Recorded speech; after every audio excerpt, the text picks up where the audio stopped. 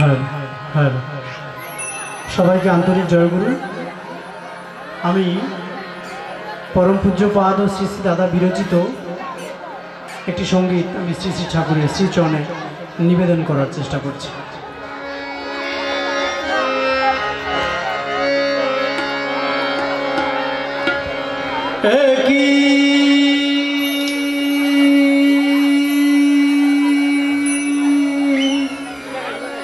আনন্দ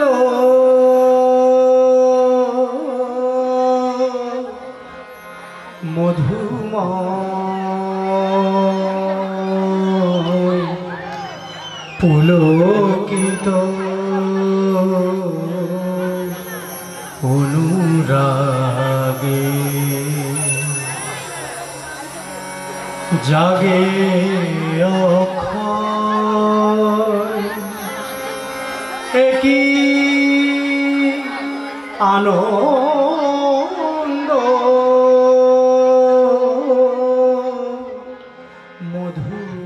মধুময় পুলকিত অনুরাগে জাগে অক্ষয় কি আনন্দ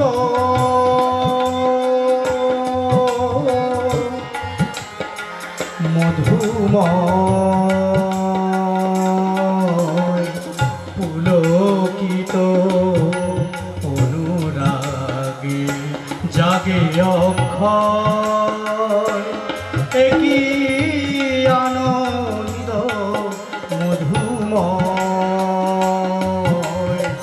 পুলকিত অনুরাগে জাগে অক্ষয়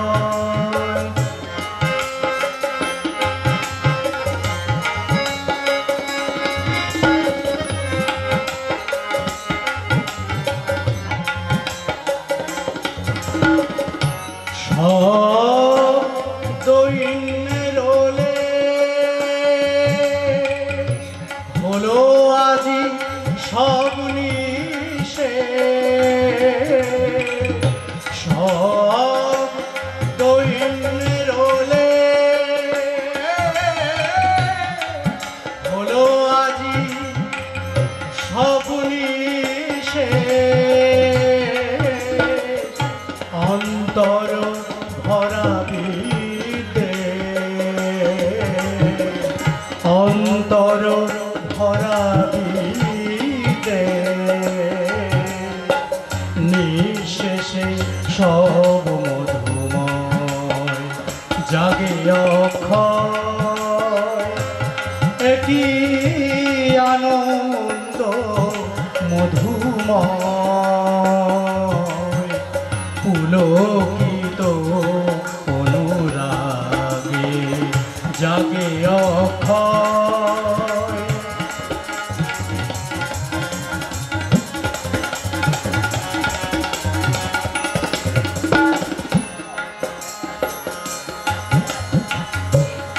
উজ্জ্বল আজি সত্তা শাশ্বত সুন্দর অধিকার উজ্জ্বল আজি সত্তা শাশ্বত সুন্দর অধিকার কাটিয়াছে সব দৈন্য কাটিয়াছে সব দৈন্য জীবন সার্থক ধন্য কাটিয়াছে সব দৈন্য জীবন সার্থক ধন্য জাগ্রত আজি চৈতন্য জাগ্রত আজি চৈতন্য হলো জীবন জ্যোতির্ময়, জাগে অক্ষয় একটি আনন্দ মধুময়, পুলকিত অনুরাগে জাগে অক্ষয়, পুলকিত অনুরাগে জাগে অক্ষয় একই আনন্দ মধুময়, পুলকিত অনুরাগে জাগে অক্ষয়। জয় গুরু। আমার পরবর্তী সঙ্গীত ও আজকের শেষ সময়। मेरे मालिक जगत के नाम सुनो रे भाई, मेरे मालिक जगत के नाम सुनो रे भाई, मेरे मालिक जगत के नाम। उन्हीं दयाल का चरण पकड़ ले, उन्हीं दयाल का, उन्हीं दयाल का चरण पकड़ ले, काल करे ना घात। मेरे मालिक जगत के नाम सुनो रे भाई, मेरे मालिक जगत के नाम। उन्हीं दयाल का चरण पकड़ ले, उन्हीं दयाल का, उन्हीं दयाल का चरण पकड़ ले, काल करे ना घात। मेरे मालिक जगत के नाम सुनो रे भाई, मेरे मालिक जगत के नाम।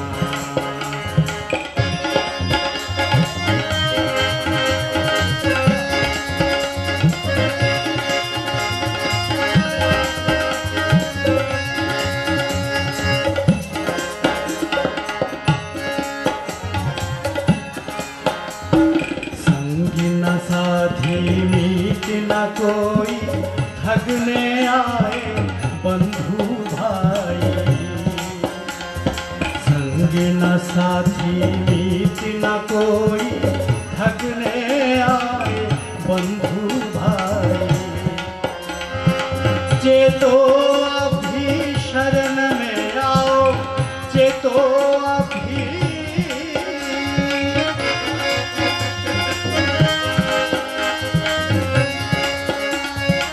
चेतो अभी शरण में आओ, चेतो अभी शरण में आओ, चरण झुकाओ मात। मेरे मालिक जगत के नाम सुनो रे भाई, मेरे मालिक जगत के नाम।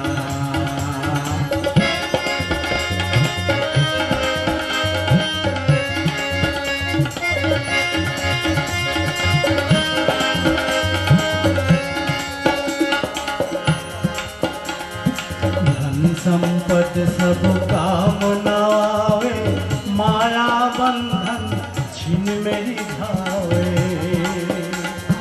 धन संपद सब काम न आवे, माया बंधन छीन मेरी जावे। दो पल का ये मिट जावेगा, दो पल का ये, दो पल का ये मिट जावेगा, छोड़ो इनका साथ। मेरे मालिक जगत के नाम सुनो रे भाई, मेरे मालिक जगत के नाम। उन्हीं दयाल का चरण पकड़ ले, उन्हीं दयाल का चरण पकड़ ले, काल करे ना घात। मेरे मालिक जगत के नाम सुनो रे भाई, मेरे मालिक जगत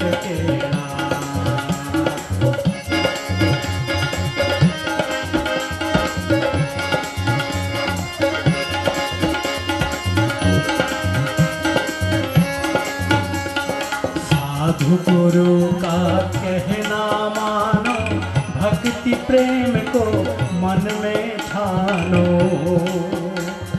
साधु गुरु का कहना मानो, भक्ति प्रेम को मन में ठानो। सेवक बनकर उनको पाओ, सेवक बनकर, सेवक बनकर उनको पाओ, प्रभु पकड़ेंगे हाथ। मेरे मालिक जगत के नाम सुनो रे भाई, मेरे मालिक जगत के नाम। उन्हीं दयाल का चरण पकड़ ले, उन्हीं दयाल का, उन्हीं दयाल का चरण पकड़ ले, काल करे ना घात। मेरे मालिक जगत के नाम, मेरे मालिक जगत के नाम सुनो रे भाई, मेरे मालिक जगत के नाम, मेरे मालिक जगत के नाम, मेरे मालिक जगत के नाम। সবাইকে আরো একবার জয়গুরু, সবার সর্বাঙ্গীন মঙ্গল পরমপিতা রাতুল জনের প্রার্থনা জানিয়ে শেষ করলাম। সবাই ভালো থাকবেন। জয়গুরু। আমাদের অনুষ্ঠান পরপর আছে। এবারে বাউলের অনুষ্ঠান আছে। বহিরাগত শিল্পী মহাতীর্থে যিনি চার্জে আছেন তিনি বিভূতি সর্দারদা এসেছেন, আমার পাশে বসেছেন, খুব ভালো মানুষ। তিনি আমাদের সামনে এই সাধারণ সভার প্রথম বক্তা। আমি বিভূতিদাকে ঠাকুরের কথা পরিবেশন করার জন্য আবেদন করছি।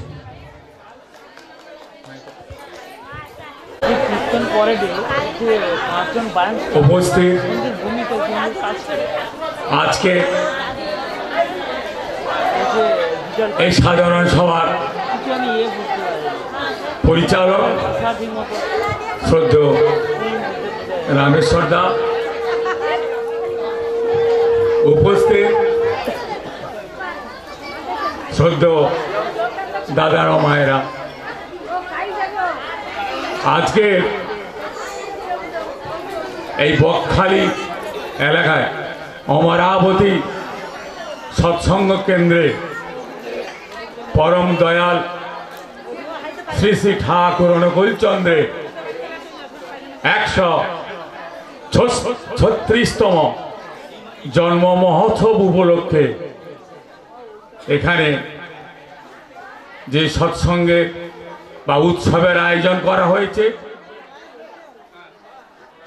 এখানে বহু ভক্তের সমাগমে আমি উপস্থিত থাকতে পেরে নিজেকে খুব ধন্য মনে করছি। আমি ভেবেছিলাম আমি এটা দেখেই আমি চলে যাব, তো আমার শ্রদ্ধেয় রামেশ্বর দা, যজ্ঞেশ্বর দা বললেন দাদা 2-4 কথা বলতে হবে। আমি বলি আমি তো কিছু জানি না, ঠাকুরের কথা বলার মতন কোনো ক্ষমতা নাই।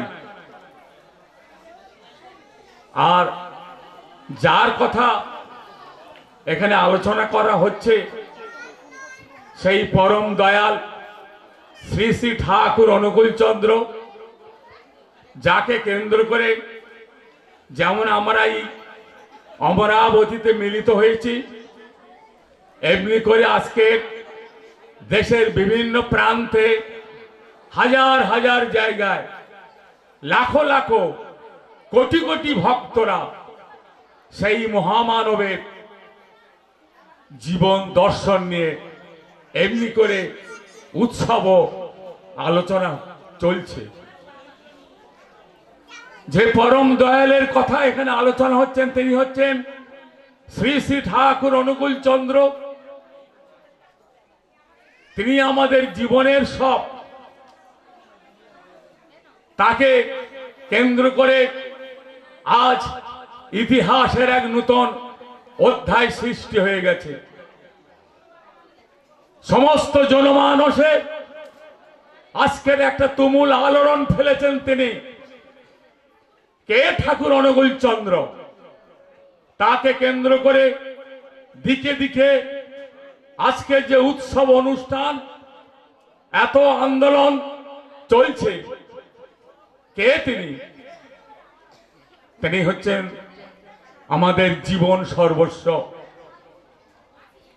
তিনি আমাদের জীবনের দিশারি, তিনি আমাদের জীবন পথের কাণ্ডারি। আজ মানুষ এই দিশেহারা পৃথিবীতে, মানুষ যখন বিভ্রান্ত, মানুষ যখন অসহায়, ধর্মকে কেন্দ্র করে মানুষে মানুষে যখন বিভেদ সৃষ্টি হয়েছে, ধর্মকে কেন্দ্র করে যখন সারা বিশ্বে তোলপাড় চলছে, সারা ভারতবর্ষ যখন আজকে বিচ্ছিন্নতাবাদ, ধর্মান্ধতায় মানুষ যখন মেতে উঠেছে, ইহান মুহূর্তে ঠাকুর অনুকূল চন্দ্র মাভৈ কণ্ঠে ডাক দিয়ে বললেন, ঈশ্বর এক, ধর্ম এক, প্রেরিত পুরুষগণ একই বার্তাবাহী। তিনি বললেন ঈশ্বর এক, ধর্ম এক, তাদের মধ্যে কোনো ভেদ নাই। তিনি বললেন, বুদ্ধ ঈশায় বিভেদ করিস, শ্রী চৈতন্য রসুল কৃষ্ণে জীব উদ্ধারে আবির্ভূত হন, একই ওরা, তাও জানিস নে? এই এক ঈশ্বর এক।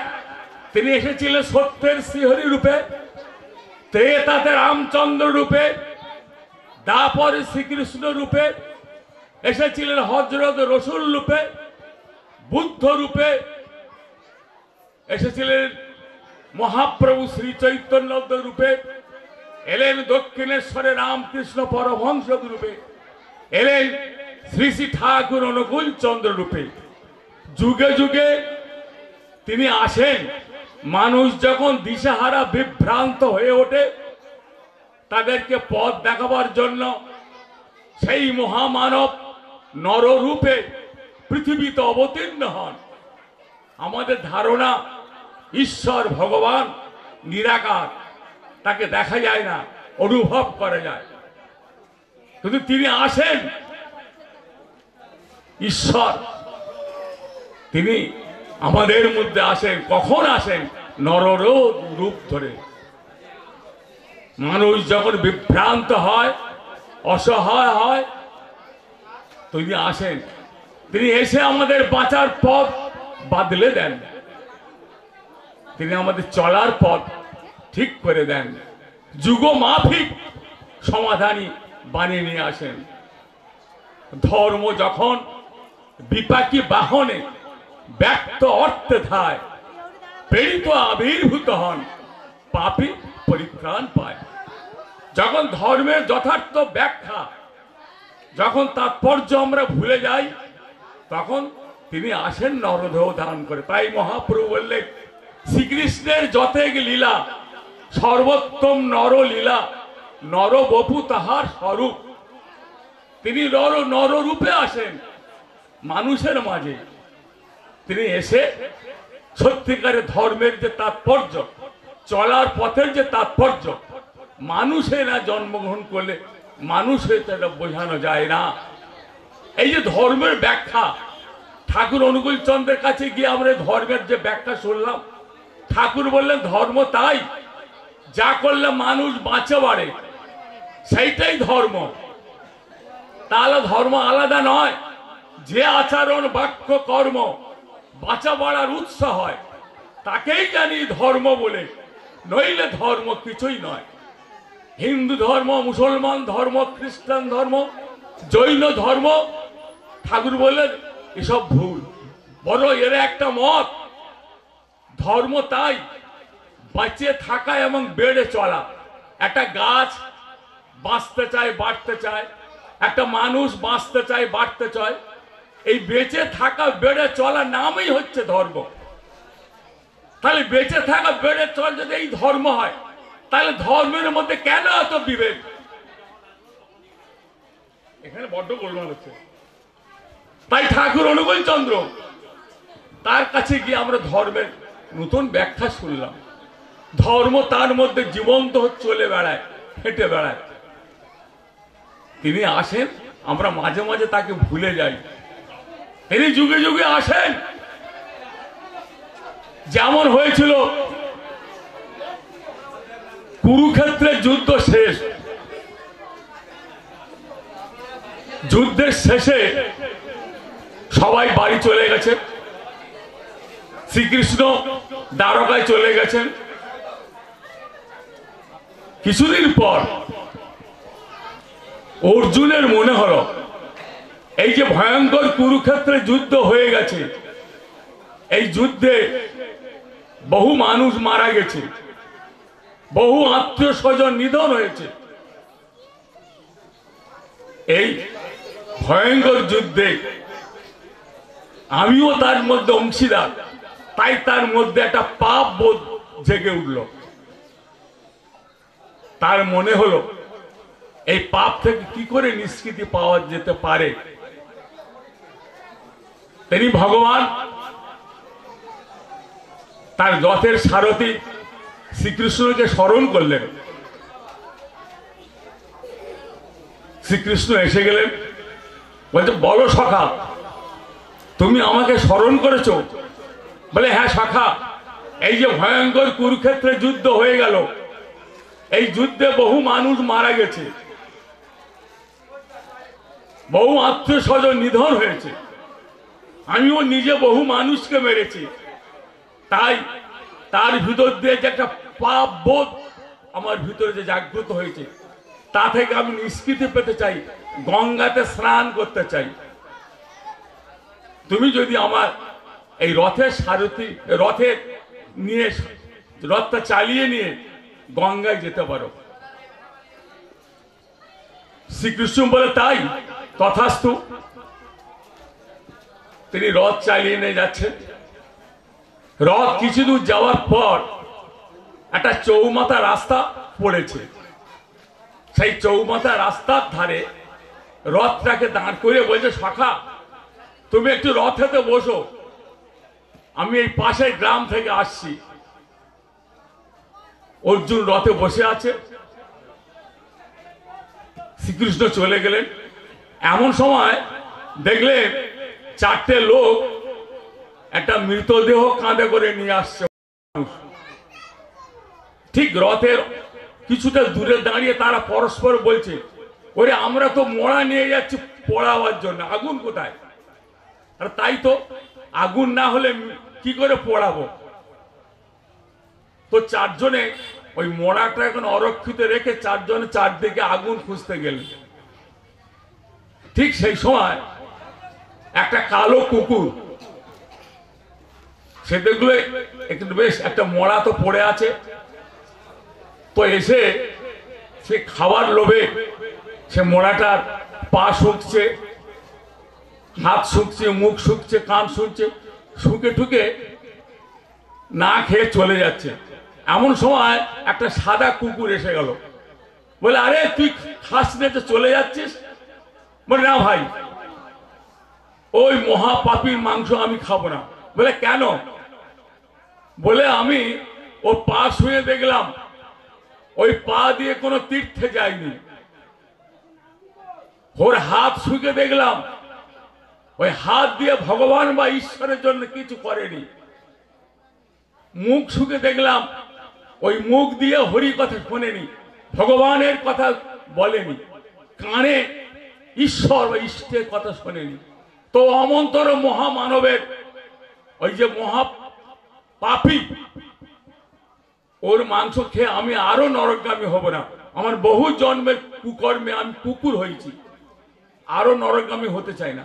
বলো তুই দেখলি ও মহা পাপী, আর একটা মহাপাপী ওই রথে বসে আছে, কে চিনিস? অর্জুন কিন্তু সব জীব পশুর কথা বুঝতে পারত। বলে হ্যাঁ বুঝতে পারছি, কে? বলে ওই হচ্ছে তৃতীয় পাণ্ডব অর্জুন। ওর মতন মহাপাপী জগতে আর নাই। ও আজকের কোথায় যাচ্ছে জানিস? আজকের গঙ্গায় স্নান করতে যাচ্ছে, কুরুক্ষেত্রের মহাযুদ্ধে ওই যে অপরাধ করেছে সেই অপরাধ থেকে মুক্তি পাওয়ার জন্য কাকে রথে সারথি করেছে জানিস? সেই ত্রিতাভারী মধুসূদন, যার চরণ তল থেকে গঙ্গার উৎপত্তি, সেই ভগবান শ্রীকৃষ্ণ, যিনি কুরুক্ষেত্রের মাঠে ওই মহাপাপী অর্জুনকে বিশ্বরূপ দর্শন করিয়েছিলেন। তিনি দেখিয়েছিলেন কে তিনি। সমস্ত দেব দেবী তাকে বন্দনা করছে, সমস্ত গ্রহ নক্ষত্র তাকে পূজা করছে, এবং তিনি চরণতল লুঠাবার পর বলেছিলেন, হে অর্জুন, সর্বধর্মাং পরিত্যাজ্য মামেকং শরণং ব্রজ। তুমি তোমার সমস্ত বৃত্তির ধর্ম, মন গড়া ধর্ম পরিত্যাগ করে আমি যা বলি তাই শোনো।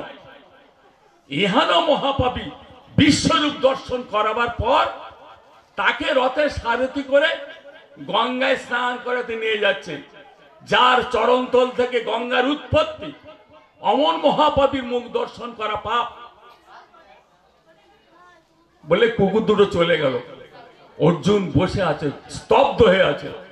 এমন সময় শ্রীকৃষ্ণ এলে, বলছে চলো সখা, দেরি হয়ে গেল।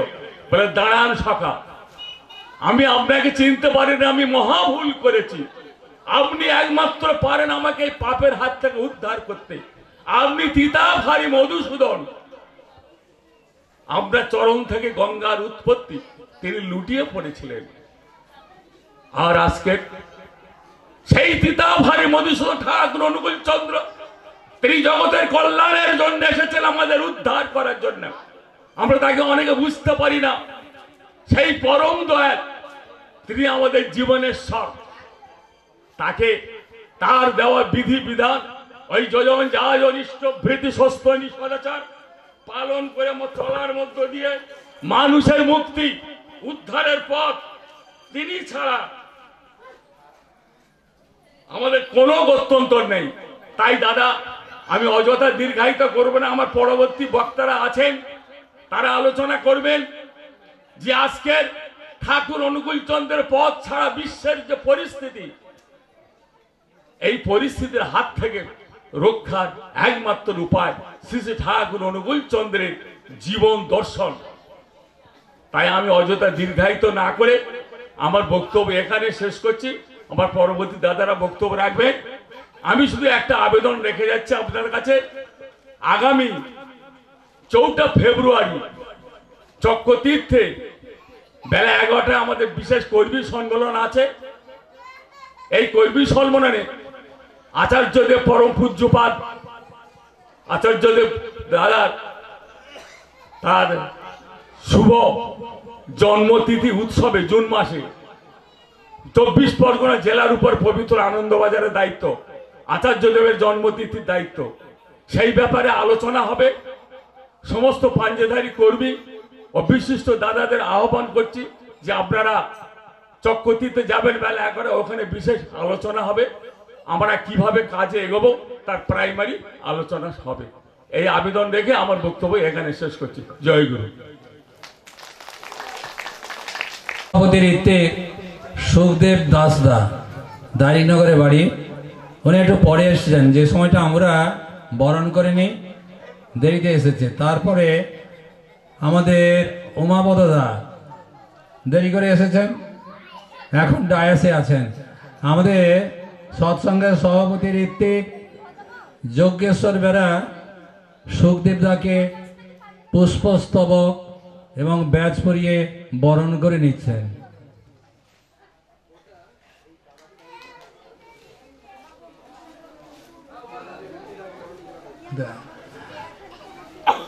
চক্রতীর্থে থেকে যে দাদা আসলেন, যিনি আপনাদের সামনে ঠাকুরের কথা শোনালেন খুব সুন্দর করে। আমাদের যে সময় বরণের পালা চলছিল সেই সময় তিনি আসেননি, যার ফলে এখন এখান থেকে বাড়ি যাওয়ার পথে ব্যস্ত হয়ে পড়েছেন। বাড়ি যাওয়ার সময় আমরা তাকে পুষ্প স্তবক এবং ব্যাজ পরিয়ে বরণ করে নিচ্ছি।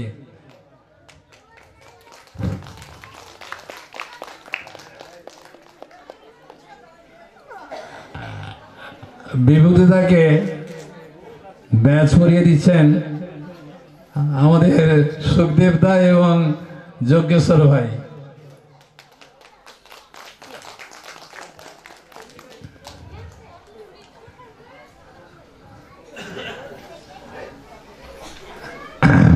এবার কাকদ্বীপ হতে আগত দাস দা। আচ্ছা, যার প্রতি আসক্তিতে মানুষের বিচ্ছিন্ন জীবন ও জগতের চরম বিরোধের সমাধান লাভ হয়, তিনিই মানুষের ভগবান। আর ভগবান যুগ পুরুষোত্তম পরম দয়াল ঠাকুর আমার আরাধ্যা জগৎজননী বড়মা পরম পূজ্যপাদ প্রধান আচার্যদেব শ্রী শ্রী বরদা বর্তমান সংঘ আচার্য দাদা ঠাকুর পরিবারের প্রতি প্রত্যেকের চরণে প্রণাম জানাই।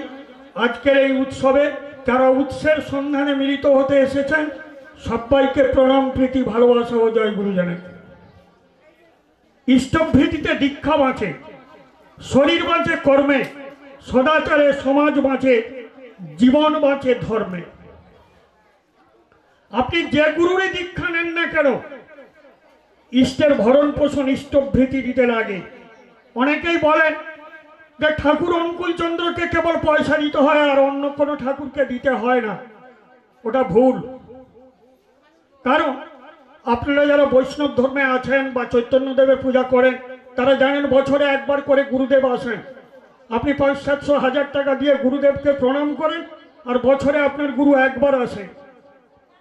আপনি 500 টাকাকে 1 টাকা করে 500 দিন প্রতিদিন সকাল সন্ধ্যায় ছেলে মেয়েদের নিয়ে আমার গুরুর সঙ্গে কথা বলুন। আপনার সংসারের সমস্ত দুঃখ গ্লানি তার পায়ে অর্পণ করুন, দেখবেন শান্তি পাবেন।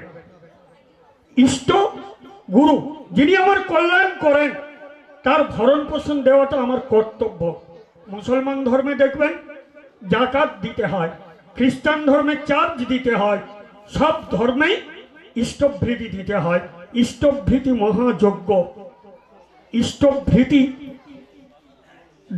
আমার জীবনের যে মূল মন্ত্র, আমার গুরু, তার জন্য ইষ্টভৃতি দেওয়া লাগে।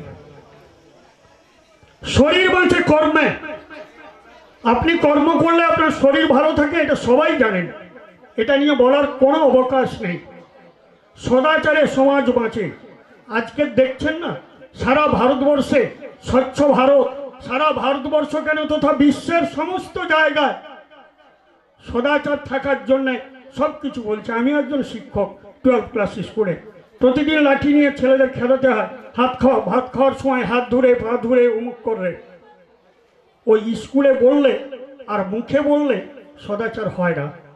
আজ থেকে 100 বছর আগে ঠাকুর অনুকূল চন্দ্র বলে গেছেন, সদাচারে বাঁচে বাড়ে লক্ষ্মী বাঁধা তার ঘরে।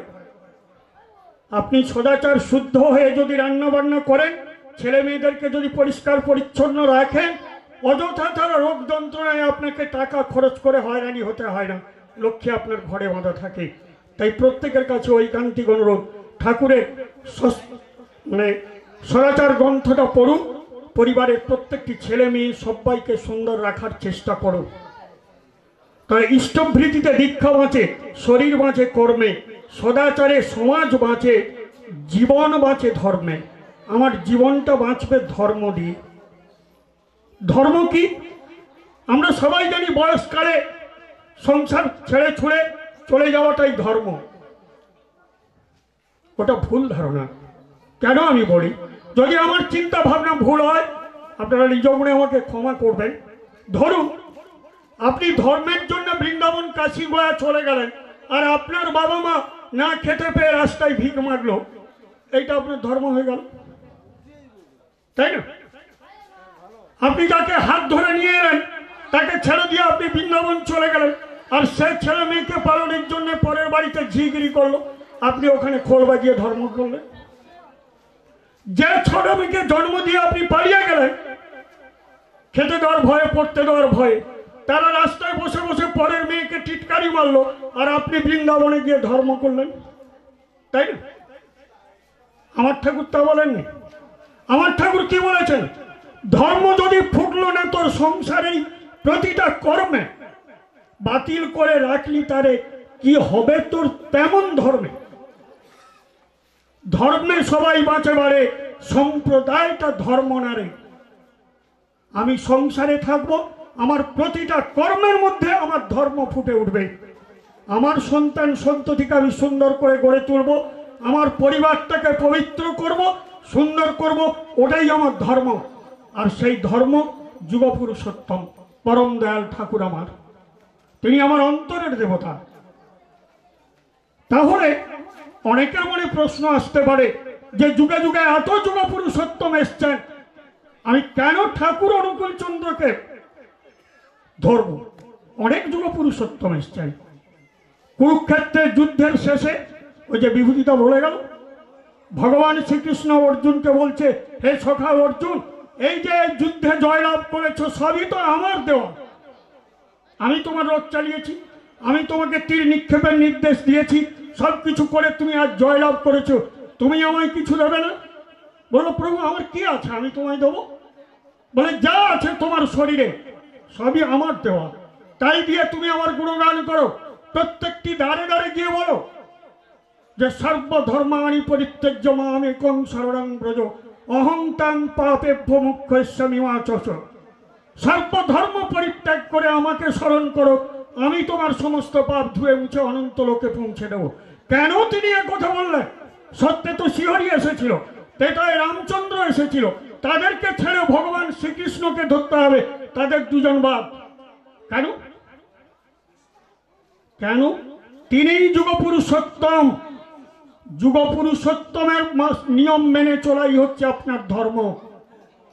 পুরুষোত্তম আছেন যখন, তিনিই আচার্য, তিনিই ইষ্ট, তিনিই গুরু, তিনিই সবার জীবন দ্বারা, তিনিই সবার জীবন মেরু। যখনই যুগে যুগে যুগপুরুষোত্তম আসেন, তিনি সেই যুগের সমস্যা নিয়ে ধরাধামে অবতীর্ণ হন, তাই তাকে মেনে চলাই শ্রেয়। তাই বর্তমান যুগপুরুষোত্তম পরম দয়াল ঠাকুর আমার, তিনিই এসেছেন ধরার বুকে। তাই প্রত্যেকটি মানুষের কাছে আমার ঐকান্তিক আবেদন সৎসঙ্গের পক্ষ থেকে, যুগপুরুষোত্তমকে অন্তরের দেবতা করুন। অন্তরের দেবতা, ওই ফটোর দেবতা নয়। রামকৃষ্ণ পরমহংসদেব দক্ষিণেশ্বরে মাটির প্রতিমাকে বলছে মা খা, মা খা বলে লুচি মুখে দাঁতিয়ে দিচ্ছে। আর ওই রাসমণির জামাই মাথুর আর অন্যান্যরা বাইরে বসে বলছে পাগল ঠাকুর, মাটির পুতুল ঠাকুর লুচি খাবে। পরের দিন দুপুরে আরতি করে রামকৃষ্ণদেব বাইরে বেরিয়ে বলছে, ওইটুকু সূর্যের কি তেজ দেখো, সবাই কেমন ঘেমে গেছে। ওই মাথুর আবার বলছেন, ওই রামকৃষ্ণ পাগল, আরে অত দূর থেকে সূর্যকে দেখছে বলে ছোট দেখাচ্ছে, ওর কি তেজ কম? শুনতে পেয়ে রামকৃষ্ণদেব পেছন ফিরে বলছেন, আরে সারা আমি তো ওই কথাই কই রে, ওই কথাই কই। তোরা আমার মাঠ থেকে অত দূরে আছিস বলে আমার মাকে মাটি রেখিস, আর আমি তো মায়ের সন্তান, তাই মাকে না খাইয়ে খেতে পারি না। তাই ঠাকুর অনুকূল চন্দ্রকে কেউ ফটোর দেবতা ভাববেন না, অন্তরের দেবতা, হৃদয়ের দেবতা। ঠাকুরকে এক গুরু ভাই প্রশ্ন করছে, ঠাকুর আপনি কি আমার ডাক শুনতে পান? ঠাকুর কি বলছেন জানেন? বলছে, তোর অন্তরাত্মা কি শুনতে পায় তোর ডাক? যদি ডাক শুনতে পায় তাহলে ওই ডাক আমার কানেও পৌঁছায়। তার মানে তিনি বলতে চাইছেন তিনি অন্তরের দেবতা, তাকে ভালোবাসতে হয়। ঠাকুর পার্লারে বসে আছেন, কালী ষষ্ঠী মা সামনে দিয়ে চলে যাচ্ছেন। ঠাকুর বলছেন, ও কালীর মা কই যাস? বলে, ঠাকুর একটু বড় মার কাছে যাই। বলে, দুদিন আসনি কেন? একটু পিছিয়ে এসে কালী ষষ্ঠী মা ঠাকুরকে বলছেন, ঠাকুর কর্তা বাজারে গেছিল, ৬,০০০ টাকা দিয়ে একটা গাই কিনছে, আর বলছে এবেলা ৬০০ আর ওবেলা ৬০০ দুধ দেয়। ঠাকুর কাপড় টাপড় গুড়িয়ে একটু পা বেরিয়ে বলছে, দিশে কালীর মা, দিশে দুধ দিশে।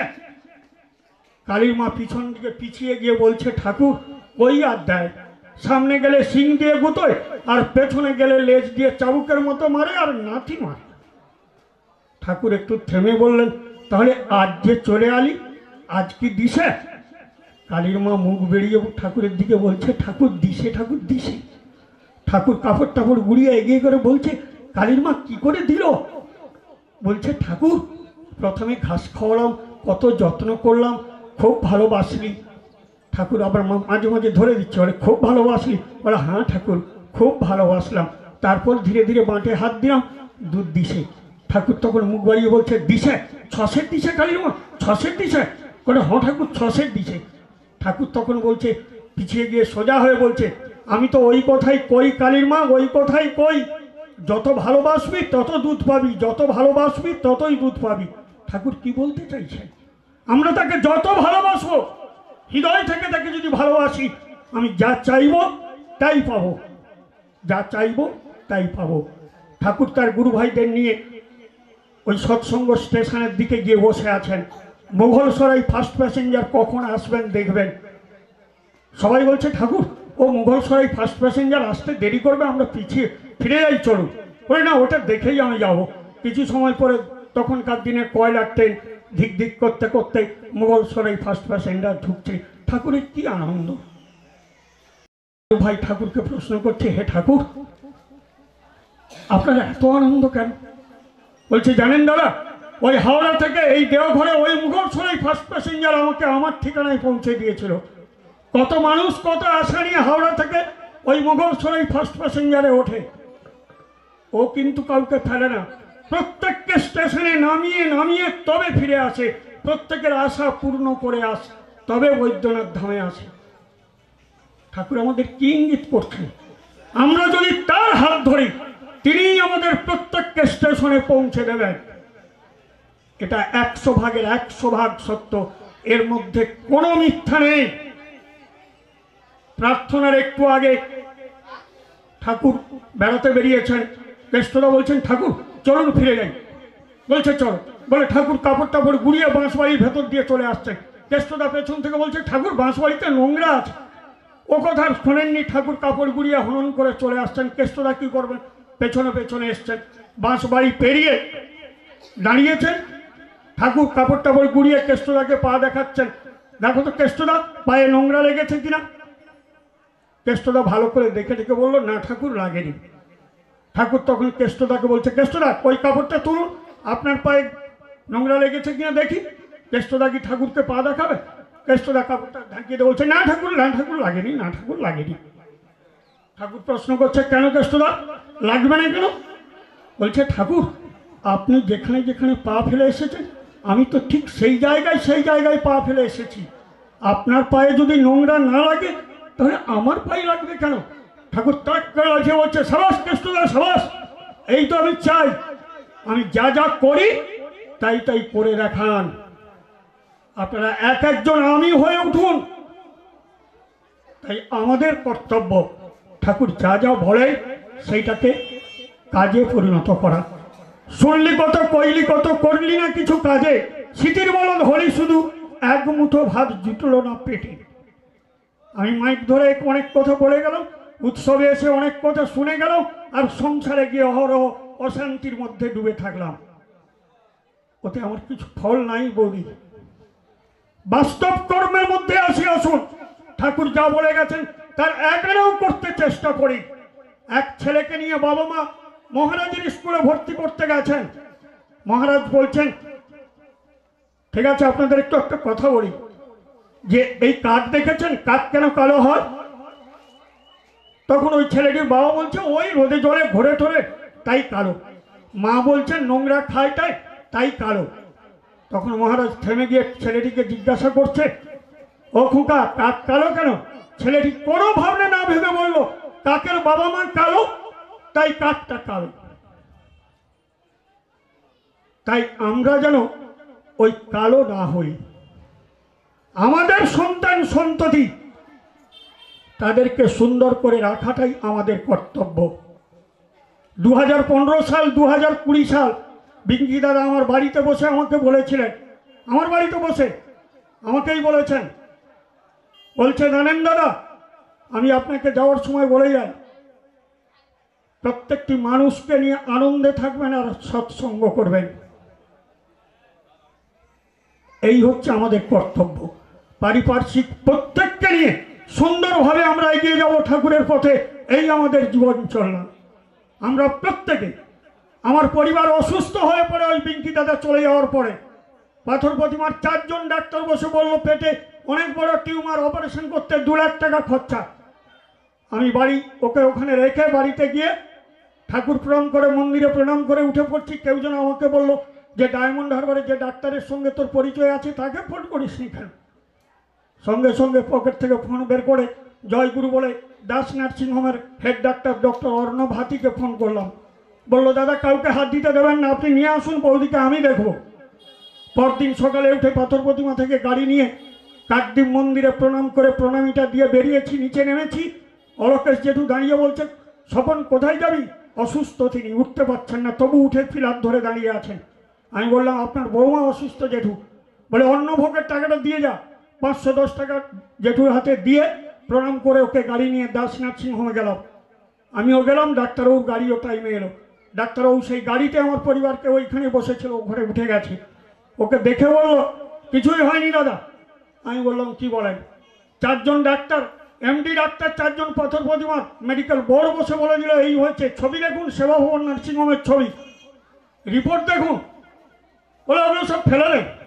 বলে টেবিলের তলে ফেলে দিল, দিয়ে আমাকে বললো 3 দিন 3টে ইঞ্জেকশন দেবো, বৌদি ঠিক হয়ে যাবে, তারপরের দিন হেঁটে বাড়ি চলে যাবে। আমি বলি কি বলেন? বলে বিশ্বাস হচ্ছে না, দাঁড়ান। বলে পিজি থেকে 2 জনকে দেখালো, হাসানুজ্জামান আর একজন ডাক্তারবাবুকে। তারা এসে দেখে সিটি স্ক্যান করে বলল প্রচুর কাজের ফলে একটু মাংস বৃদ্ধি হয়েছে পেটে। 15,000 টাকায় 3টে ইঞ্জেকশন সেরে গেল। এখনো প্রতিনিয়ত ঠাকুর পূজা করে ওইখানে বসেছিল, উঠে গেছে কোথায়। প্রতিদিন ঠাকুর মন্দিরে ভোগ দেয়। তাহলে ভাবুন ঠাকুরের কি ক্ষমতা। ওই 2 কিলো টিউমার 100 গ্রাম মাংসপিণ্ডে পরিণত হয়ে গেল। 2 লক্ষ টাকা 15,000 টাকায় ভালো হয়ে গেল। কাকদ্বীপ মন্দিরে আমি যখন 9 বছরের শিশু বসে আছি, তখন বড়দা আমার বাবাকে বলছেন জানিস কাকদ্বীপ মন্দিরে যে একদিন অন্ন ভোগ দেয় তার 14 পুরুষের অন্নের অভাব হয় না। তাই প্রত্যেকের কাছে আমার ঐকান্তিক অনুরোধ, প্রত্যেকের জীবন গাড়ির স্টিয়ারিংটা পরম পিতার হাতে দিয়ে দেন। দেখবেন আপনার সংসারের চাকা কোনোদিন অ্যাক্সিডেন্ট তো ভুলে যাওয়া, পিচ রাস্তা থেকে মাটির রাস্তায় নামবে না। এটা 100 ভাগের 100 ভাগ সত্য। সবার কাছে আমার ঐকান্তিক অনুরোধ, প্রত্যেকের বাড়িতে সকাল সন্ধ্যা অন্তত ছেলে মেয়েগুলোকে নিয়ে ঠাকুরের কাছে প্রার্থনা করতে বসে আসুন। যদি 3 মাসে আপনার ভালো না লাগে আপনি ছেড়ে দেবেন। সৎসঙ্গ জঙ্গি সংগঠন নয় যে আপনি ছেড়ে দিলে আপনাকে গুলি করে মেরে দেবে। সৎসঙ্গ আবার আপনাকে এই ডিপি ওয়ার্কের মাধ্যমে কাছে টেনে নেবে। আপনি করে দেখুন, এত আনন্দ পাবেন যে প্রতি মুহূর্তে বলবেন প্রভু তুমি আছো, তাই এত আনন্দ। জয় গুরু, বন্দে পুরুষোত্তম।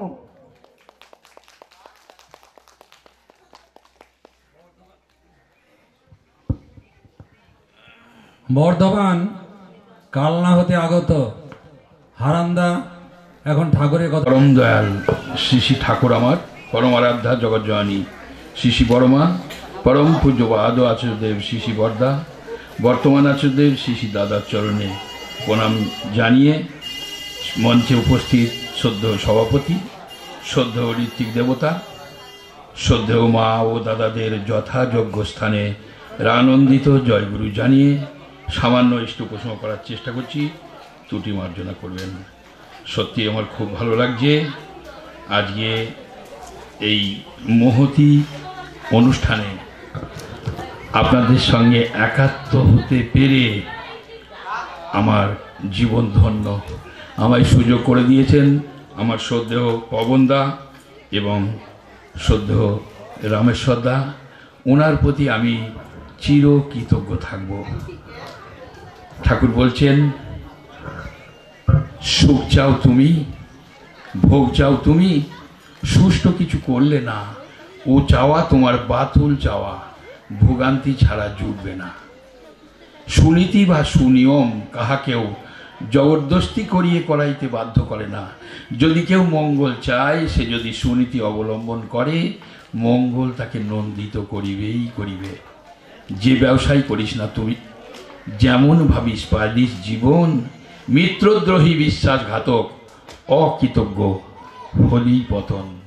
তুই যদি কারুর ভালোই করিস, ফাঁকিও যদি দেয় তারা, ওটাই জানিস ধীরে ধীরে করবেই তোমায় স্বার্থখানা। তাহলে কি হচ্ছে, যতই তুমি পূজা করো ফুল ফল আর গঙ্গা জলে, অভ্যাস ব্যবহার ঠিক না হলে ফল পাবে না কোনো কালে। কালী পূজা লক্ষ্মী পূজা যতই তুমি করো না, নিজে লক্ষ্মী না হলে মা কিছুই হবে না। এই বাণী কটা তাৎপর্য অনুভব করে যদি আমরা পরিপালন করি, আমাদের দুঃখ জরা ব্যাধি অভাব দৈন্য থাকবে। আজকে সারাদিন ব্যাপী কি সুন্দর নানান মাঙ্গলিক অনুষ্ঠানের মধ্যে পরিপালিত হচ্ছে, আমরা সবাই কিন্তু ঊর্ধ্বে গমন করছি, এটা কিন্তু বাস্তব কথা। আমার শ্রদ্ধেয় দাদারা বললেন খুব ভালো করে, ধর্ম এবং ইষ্টহিতি এগুলো বলেছে, আমি একটু বলার চেষ্টা করছি। ধর্ম কি?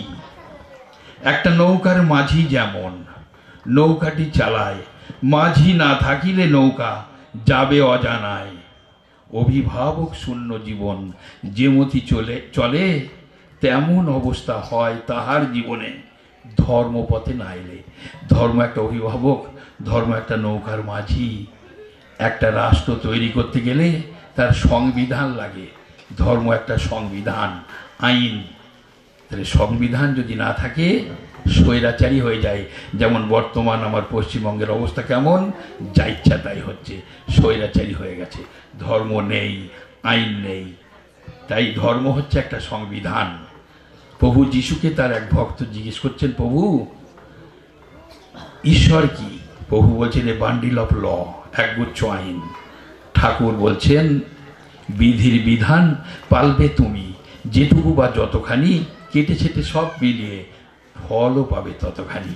ঈশ্বরের ইচ্ছা তেমনি হবে, যেমনি চলবে তুমি ফসল তোমার তেমনি ফলবে, যেমনি উর্বর ভূমি।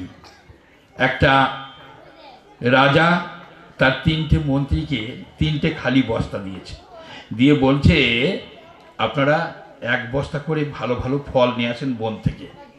তো যথারীতি 1 নম্বর মন্ত্রী ভালো ভালো ফল নিয়ে এলো 1 বস্তা, 2 নম্বর মন্ত্রী একটু বুদ্ধি বেশি, সে বস্তার নিচে অর্ধেক পচা ফল, ওপরে অর্ধেক ভালো ফল নিয়ে এলো।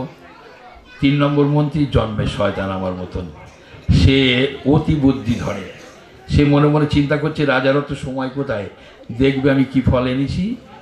বস্তার নিচে কাঁচা পাতা এবং কাঁচা কাঠ নিয়ে 1 বস্তা পূরণ করে নিয়ে এলো। 3 বস্তা 3 মন্ত্রী ফল এনেছে, রাজা তো দেখে খুব খুশি।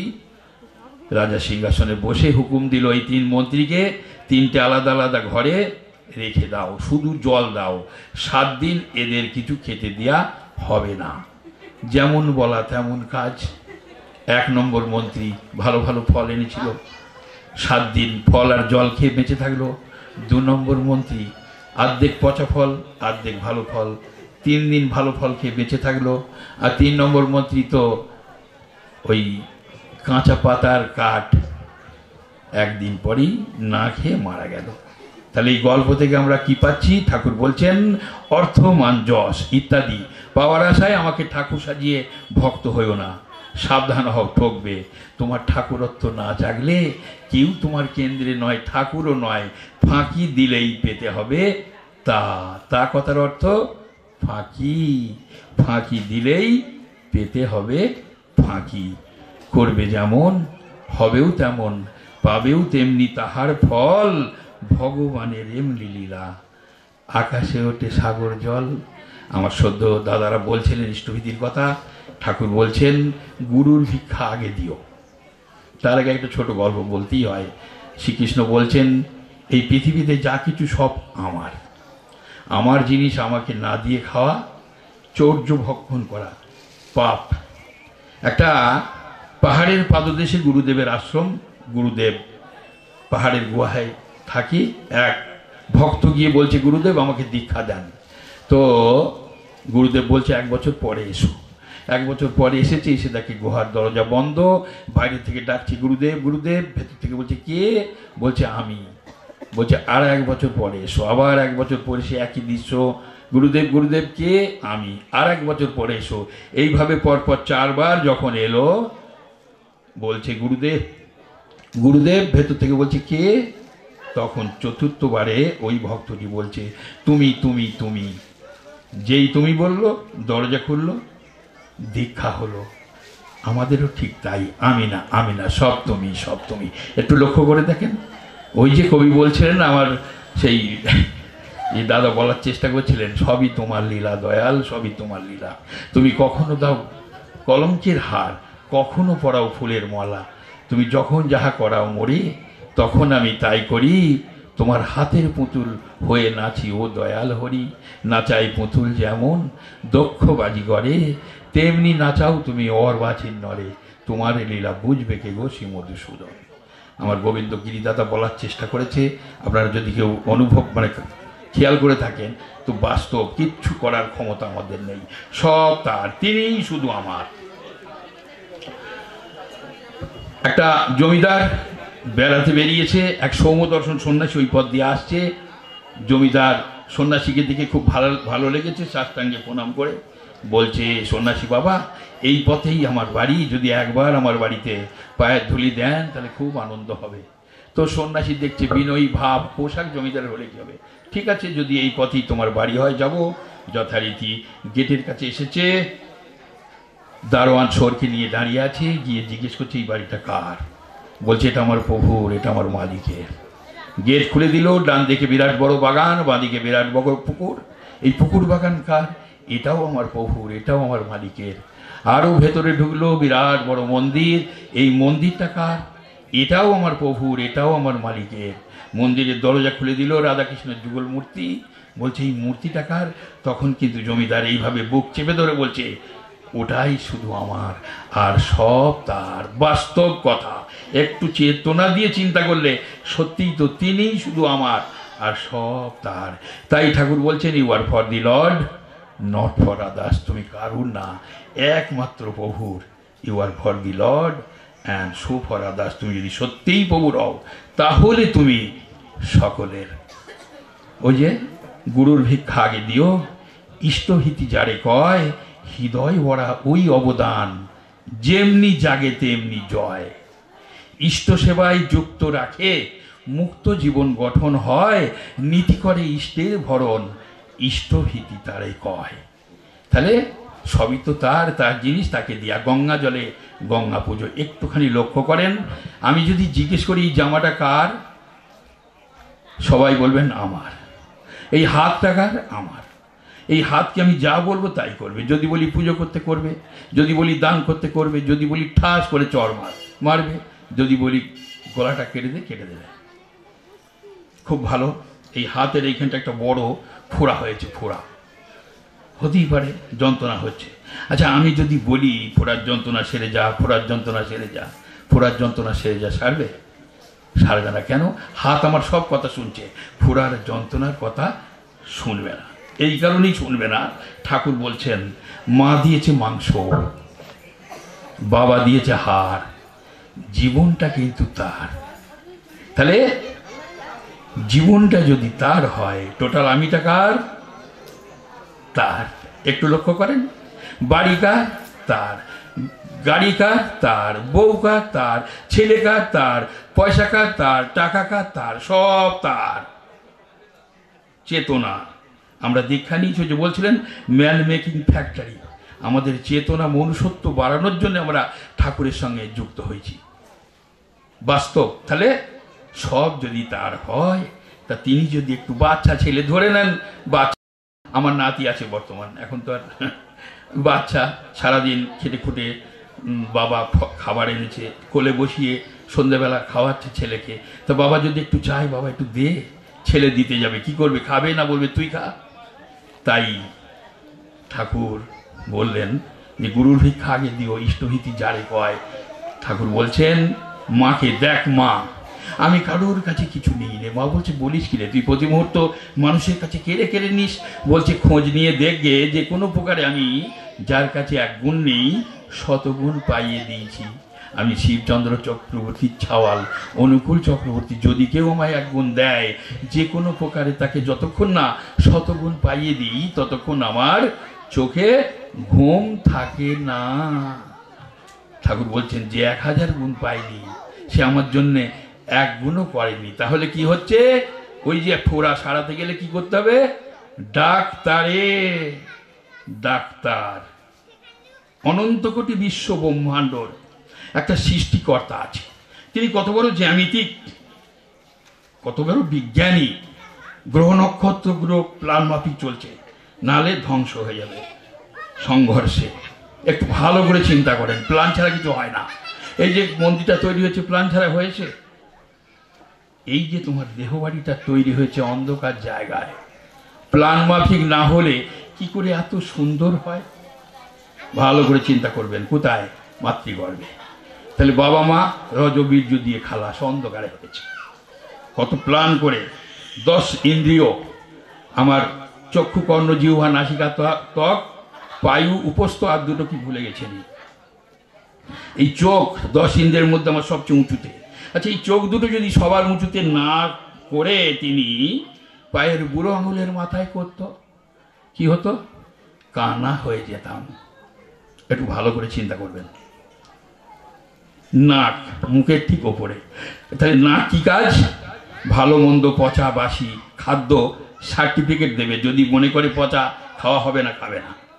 আচ্ছা, এই নাক মুখের উপরে না হয়ে এই পিঠের মাঝখানে যদি হতো, নাককে আগে কিন্তু দেখাতে হতো নাক খাবো কিনা।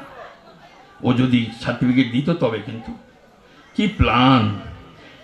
একই মুখের ছিদ্র দিয়ে তুমি দাঁত খাদ্য চর্বণ করবে, একই মুখের ছিদ্র দিয়ে। ডাল ভাত মাছ শাক সবজি জল এক জায়গা দিয়ে দিচ্ছি। কি প্ল্যান! এক জায়গা দিয়ে জল, এক জায়গা দিয়ে মল। ভুল করেও জলের দরজায় মাংসর কাঁটা গিয়ে আটকায় না। কত প্ল্যান করে আমায় করেছে। তুমি জন্মানোর আগে তিনি থরে থরে খাদ্য রেডি রেখেছে, ঠিক কিনা? বর্তমান যুগ বিজ্ঞানের, তিনি মাতৃস্তনের দুগ্ধ সৃষ্টি করলেন। একটা ডাক্তার ইঞ্জেকশনের ছুঁচ নিয়ে আসেন, মাতৃস্তনের ছুঁচটা ঢুকিয়ে দেন, টান দেন, কেমন দুগ্ধ পান? পাবেন? পাবেন না। মাতৃস্তনে একটা জোঁক লাগিয়ে দেন, কেমন দুগ্ধ পান? পাবেন না। সন্তান যখন বাৎসল্য প্রেম নিয়ে মাতৃস্তনে মুখ দেবে, ঈশ্বরের সৃষ্টি দুগ্ধ তখন সেই সন্তান পাবে। কতটুকু লবণ, কতটুকু মিষ্টি, কতটুকু উত্তাপের প্রয়োজন তিনি দিলেন সৃষ্টি করে। আর তার উদ্দেশ্যে সকাল সন্ধ্যা আমরা একটু ভজনা করব না?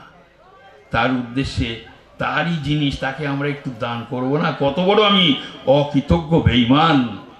আমি যখন মাতৃগর্ভে ঊর্ধ্বপদ নিম্নমাতা ছিলাম, প্রভুর সঙ্গে যুক্ত ছিলাম, হে প্রভু আমাকে পৃথিবীতে পাঠাও। প্রভু বলেছে তুমি কি করবে?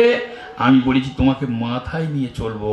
আমরা এখানে এসে ভুলে গেছি আমার বাড়ি, আমার গাড়ি, আমার টাকা, আমার পয়সা, আমার বউ, আমার ছেলে।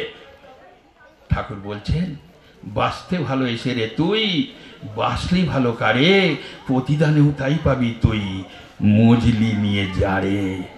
আমার দুই দাদা কি সুন্দর বললেন, বাবা মাকে খেত দেয় না। কত কথা!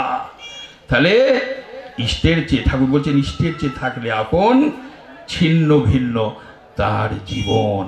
বাস্তব কথা একদম। অনেক কথা একদম সময় বাঁধা।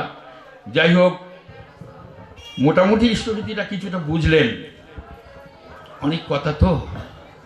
রাত মানে ভোর 3টে থেকে এখন 3:30 4টে আমরা উঠে পড়ি, গ্যারান্টি আছে। 4টে থেকে রাত 11টা পর্যন্ত আমরা কত কঠোর পরিশ্রম করি। কাদের জন্য? সংসারের জন্য। সংসারে থাকে কে? স্ত্রী, পুত্র, বাবা মা, ভাই বোন, আত্মীয় স্বজন। এদের মুখে একটু হাসি ফোটানোর চেষ্টা করি। কত অন্যায়, কত অধর্ম, কত মিথ্যে করে উপায় করি না? করি। আচ্ছা, আমরা কি সত্যিই হাসি ফোটাতে পারি? পারি না। কারণ ঠাকুর বলছেন বুকের পাঁজর চূর্ণ করে সুখী করার সব প্রয়াস, এক নিমিষের চলা বলা ঘিন্ন হলেই সব নিকাশ।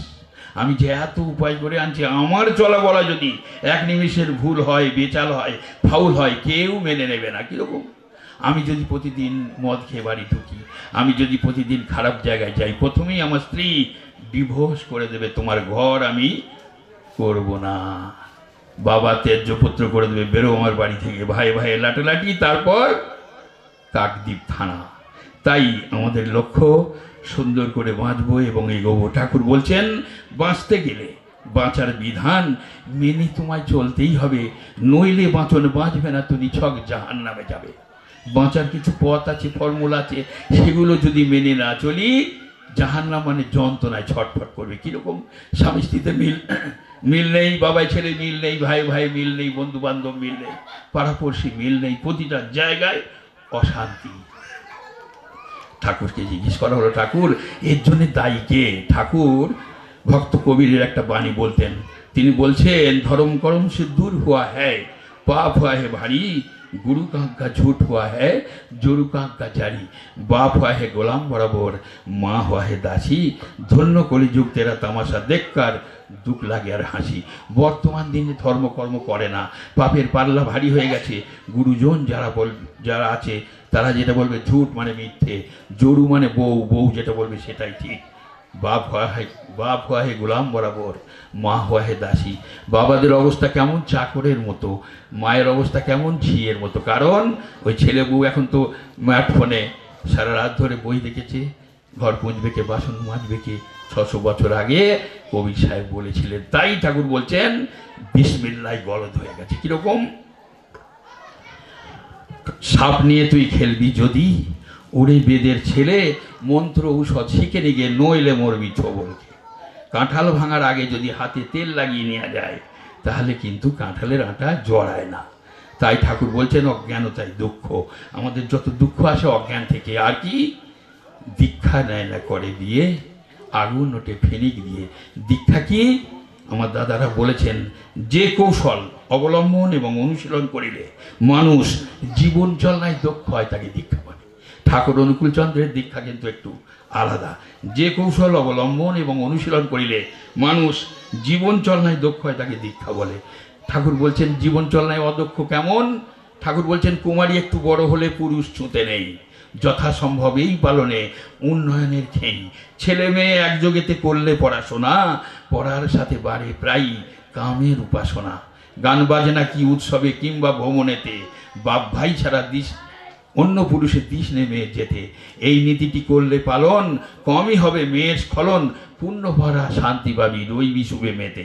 3টে বাণীর মূল মানে হচ্ছে শিয়ানা মেয়েকে বা বোনকে নিজের বাবা ভাই দাদা ছাড়া অন্য কোনো পুরুষের সঙ্গে কোনো জায়গায় যেতে দেওয়া হবে না। আমি কি করছি? আমার মেয়েকে বা বোনকে ওই পাড়ার ন্যাপলা গোপলা ছ্যাবলা হাবলার সঙ্গে শিবরাত্রি ব্রত উদযাপন করতে কোথায় পাঠাচ্ছি? পাথর প্রতিমা। সিনেমা হলে 4টে বই দেখে বাড়ি এলো, পরের দিন ব্রাহ্মণ ভোজন করিয়ে ঘটা করে শিবরাত্রি ব্রত উদযাপন করছে। আমার পকেট থেকে টাকা খরচ হচ্ছে। আমি মনে মনে চিন্তা করছি আমার বোন বা মেয়ে শিবের মতো বর পাবে, খুব ভালো। কিছুদিন পর দেখা গেল আমার ওই বড় মেয়েটা ন্যাপলার সঙ্গে হাওয়া। একটা ক্যাসেটে গান আছে, আমার বড় মাইয়াটা নিশিরাতে সিঁদুর পইরা পলাইছে, আমায় মাথায় বাড়ি দিয়াছে, আরো নানান করি আছে না। এর জন্য কে দায়ী? ওই যে অজ্ঞানতাই দুঃখ। ঠাকুর বলছেন বিয়ের আগে পড়লে মেয়ের অন্য পুরুষে ঝোঁকের মন, স্বামী সংসার শ্বশুর বাড়ি করতে নারে প্রায় আপন। মেয়ে যদি স্বইচ্ছাতে বরে না সদবরে, কার বউকে নিয়ে গেল ঠিক পাবে কি করে? কি কথা! আমরা তো ঠাকুর বলছেন কুল মানবে না বিয়ে দেবে, ভুল ছাড়বে না খানাই ফেলবে। অমানবের আমদানি হয়েছে আজকে। দেখেন তো পশ্চিমবঙ্গটা সব অমানবে ভরে গেছে।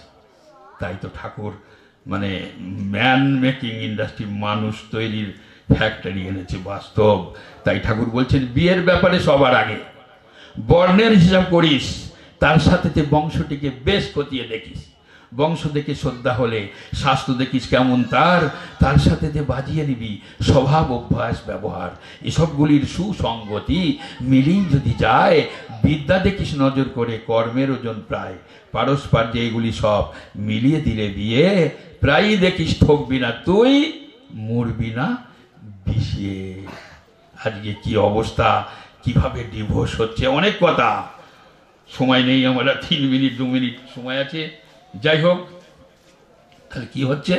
ওই যে ঠাকুর বললেন, বাবা মার কথা বলেছে অনেক কথা, নেতাজি সুভাষ বিদ্যাসাগর, রাজা রামমোহন রায়, এরা বাবা মাকে ভালোবেসে কত, রামকৃষ্ণকে ধরে বিবেকানন্দ, বিশ্বের মাঝে পূজা পায়, বিশ্বজুড়ে বলছে মানুষ শান্তি চাই, শান্তি চাই। তাই বলিয়া জোরে মানুষ, যদি দেশের শান্তি চাও, জীবন্ত সদ্গুরুর কাছে আগে এসে জেনে যাও শান্তির পথ।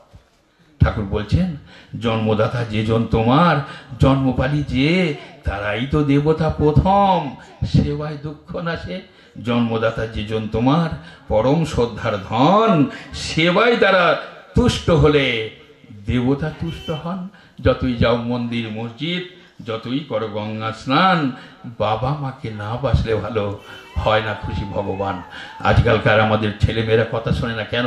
ঠাকুর বলছেন, স্বামীর প্রতি ভক্তি রেখে সন্তানে করো আহ্বান, অভক্তিতে আসবে যারা, দেবে না কো সম্মান। স্বামী স্ত্রীতে ঝগড়া করে, ছেড়ে পিলে জাগে, গোল্লাইয়ের সদর দ্বারে বাছাগুলোই রাখে। অনেক কথা।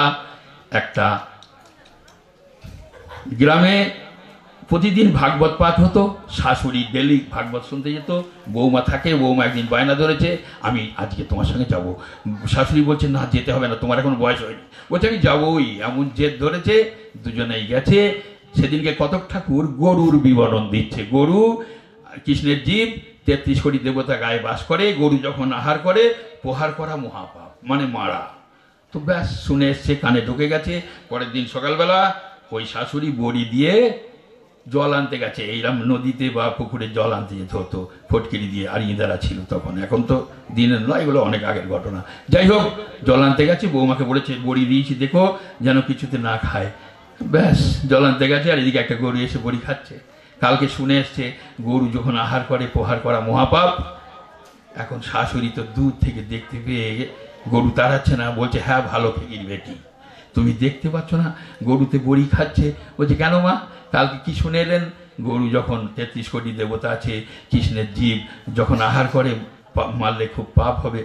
তো তখন বলছি, ভালো ফিকির বেটি, ওইখানেকারের কথা ওইখানেই থুয়ে আসতে হয়, বাড়িতে আনতে নেই। এই আমাদের কথা অনেক হলো, অনেক সুরের মাধ্যমে, ভাষার মাধ্যমে হলো, তো এইখানে কারের কথা এইখানে থুয়ে গেলেই হবে না, নিয়ে যেতে হবে। আর 1 মিনিট আছে, একটা গল্প বলবো। একটা মাতৃভক্ত ছেলে ছিল, সে ওই মা যা বলতো শুনতো। একদিন মা বলছে, আমার বয়স হয়েছে, তুই একটা বিয়ে কর। বিয়ে করেছে। এইবার মা যা বলে আর শোনে না, বউ যেটা বলে শোনে। ব্যাপারটা কি বলতো? এখন তো আমার কথা শুনিস না, তোর বউয়ের কথা শুনি। বলছে, মা তুমি যখন বলো চলতে চলতে শুনি, দাঁড়িয়ে দাঁড়িয়ে শুনি, এখান দিয়ে ঢোকে ওখান দিয়ে বেরিয়ে যায়। আর তোমার বৌমা যখন বলে এক কান বালিশে চাপা থাকে, এক কান দিয়ে ঢোকে, আর যা ঢোকে হৃদয়ঙ্গম হয়। সেই জন্যে বৌমার কথা শুনি। তুই আমাদের এখান দিয়ে ঢুকে ওখান দিয়ে বের করলে হবে না, বাস্তবে ফুটিয়ে তুলতে হবে, তবেই তো পাওয়া হবে। করো হও পাও, না করে যে পেতে চায়, দুঃখ তার পিছে ধায়। সকলের মঙ্গল ঠাকুরের আতুল চরণে জানিয়ে আমি আমার ছোট্ট কথা শেষ করলাম। জয় গুরু।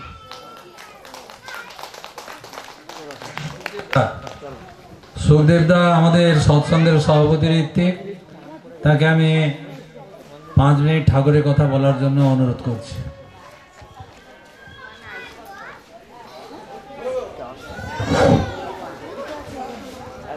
পরম দয়াল শ্রী শ্রী ঠাকুর আমার, পরমারাধ্যা জগৎজননী, পরম পূজ্যবাদ শ্রী শ্রী বরদা ঠাকুর পরিবার, উপস্থিত সৎসঙ্গের ঋত্বিক দেবতাগণ, উপস্থিত মায়েরা, প্রত্যেকের ইষ্টচ্ছল জীবন কামনা করি।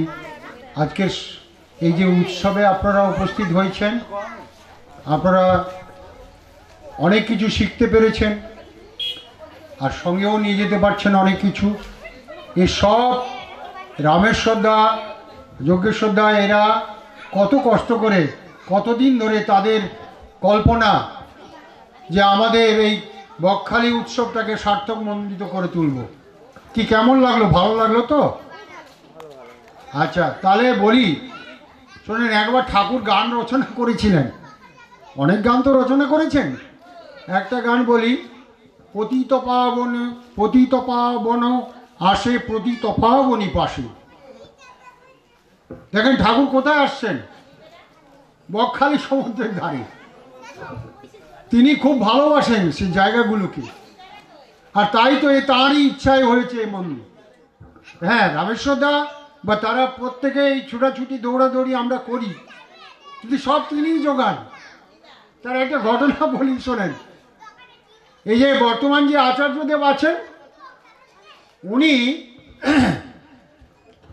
আমি দাদার কাছে গেছি, দাদা কিছুক্ষণ পরে বলছে, সুখদেবদা আপনার যদি ট্রান্সফার হয় যাবেন না। তাহলে এইসব কথা কি আবার? দাদা বলছেন, প্রথম কথাটাই বললেন, তার আলাপের প্রথম কথাই হচ্ছে, বলছে যে আপনার ট্রান্সফার হলে যাবেন না। তাহলে আগে দাদা, আর সবাই বলছে সুখদেবদা আছে, সব কাজগুলো ও দেখাশোনা করছে, আর দাদা বলে চলেছেন ট্রান্সফার হলে যাবেন না। দেখুন কিরম দূরদর্শী। ব্রহ্মমার্গ প্রদর্শকং প্রেম ভক্তি বিনায়কং শান্তি স্বস্তি শুভদায়কং জীবন বৃদ্ধি। মানে তিনি যে সব, আচার্য সঙ্গ যদি না করা যায়, এ প্রিয় পরমকে চেনা যাবে না। বুঝতে পারলেন? প্রিয় পরমকে চিনতে গেলে আপনাকে ওই যা যা বলে গেছেন দাদা, নাম ধ্যান পরায়ণ হয়ে উঠতে হবে। সব দিয়েছেন ঠাকুর। আমাকে যে জন্ম করেছে, মানে ভগবানের ঈশ্বরের মানে একটা দান। আর এই মনুষ্য জীবন হচ্ছে কি সর্বশ্রেষ্ঠ জীব। আর তাকে শুধু তিনি ওই ভালো কিছু দেননি, সঙ্গে দিয়েছে কি বৃত্তিগুলো। এই বৃত্তি প্রবৃত্তিগুলো কি করে জানেন তো? মানুষের জীবন, বৃত্তি মানে অপর নাম হচ্ছে শত্রু, মানুষের জীবনটাকে সাবার করে দেয়। আচ্ছা, একটা জিনিস বলি, যে তখন আমি মুর্শিদাবাদে পোস্টিং, আর দাদা কি করে জানতে পারতো দেখুন। তা তিনি বলছেন, আচ্ছা সুখদেবদা, একটা ঘটনা ঘটেছিল, আপনি কোনোদিন চোর ধরেছেন? আমি আগে হ্যাঁ। বলছি চোর পিটিয়েছেন? আমি আগে হ্যাঁ। তা আপনি এখান থেকে যাবেন, একটা বড় করে রেড করবেন, বড় একটা চোর ধরবেন, পাঁচিরটাকে কমপ্লিট করবেন। মানে 2000 সালে বন্যায় পাঁচিরটা ভেঙে গেল, আপনারা জানেন হয়তো। সারা ওয়েস্ট বেঙ্গলে দুটো জায়গা খুব লো ল্যান্ড, কান্দি আর এই ঘাটা। সারা পশ্চিমবাংলার মধ্যে দুটো হচ্ছে অত্যন্ত নিচু জায়গা, অল্প জল হলে ডুবে যায়। তা সেই জলে পাঁচির পড়ে গেছিল।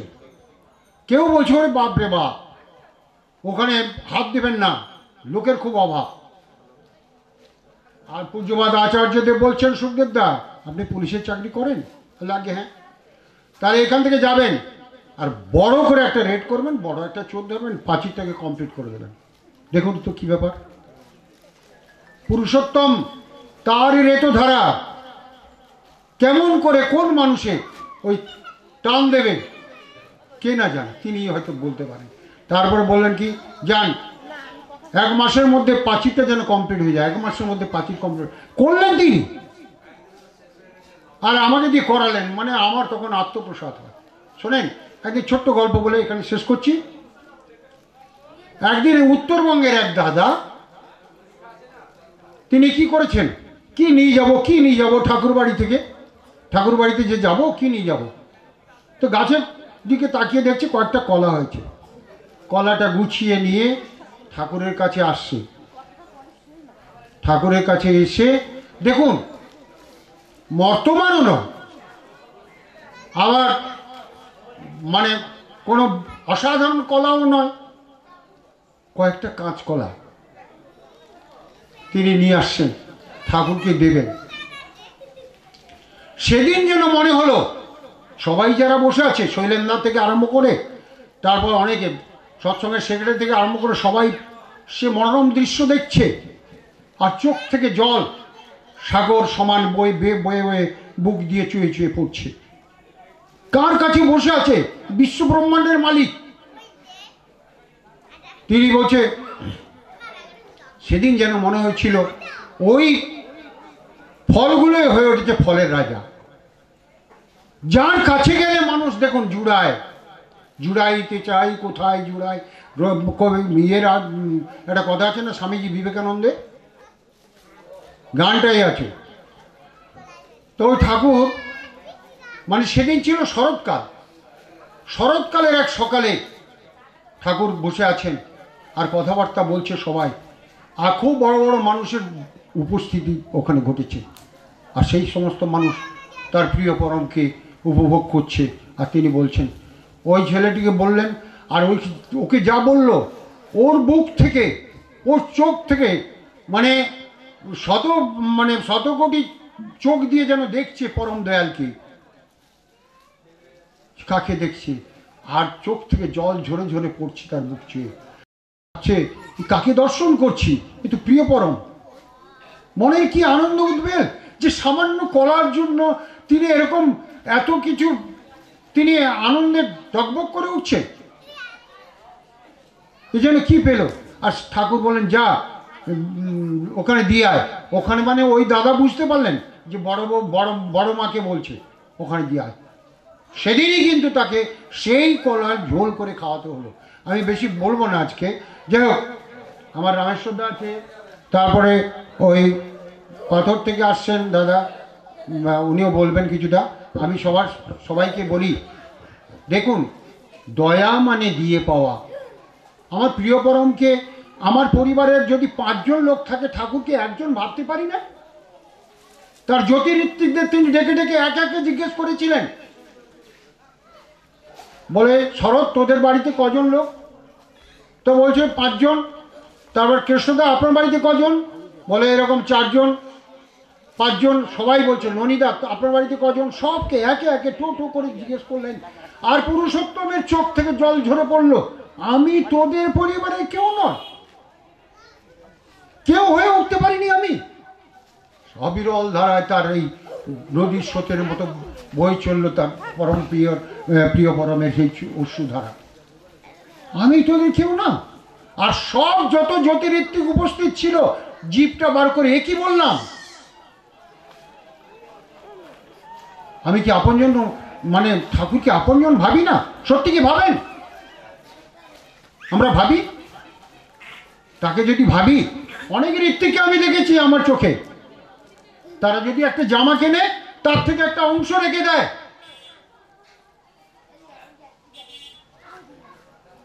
যাওয়ার সময় কিছু না কিছু ঠাকুর বাড়িতে নিয়ে যায়। আমি ক্যারিব্রেসকে দেখেছি, খুব আস্তে আস্তে ওই শিশি বর্দার ঘরে ঢুকতো, দেশ বিদেশ থেকে অনেক কিছু জিনিস আনতো। রমাশঙ্কর দাকেও দেখেছি, তিনি এক কথাই বলতেন, আমি ত্রিপুরার বুকে বিজয় পতাকা তুলে দেবো সৎসঙ্গে। আপনি জানেন, আপনার কি কোনো এ আছে? বলছে 98% ত্রিপুরার লোক দীক্ষিত সৎ নামে।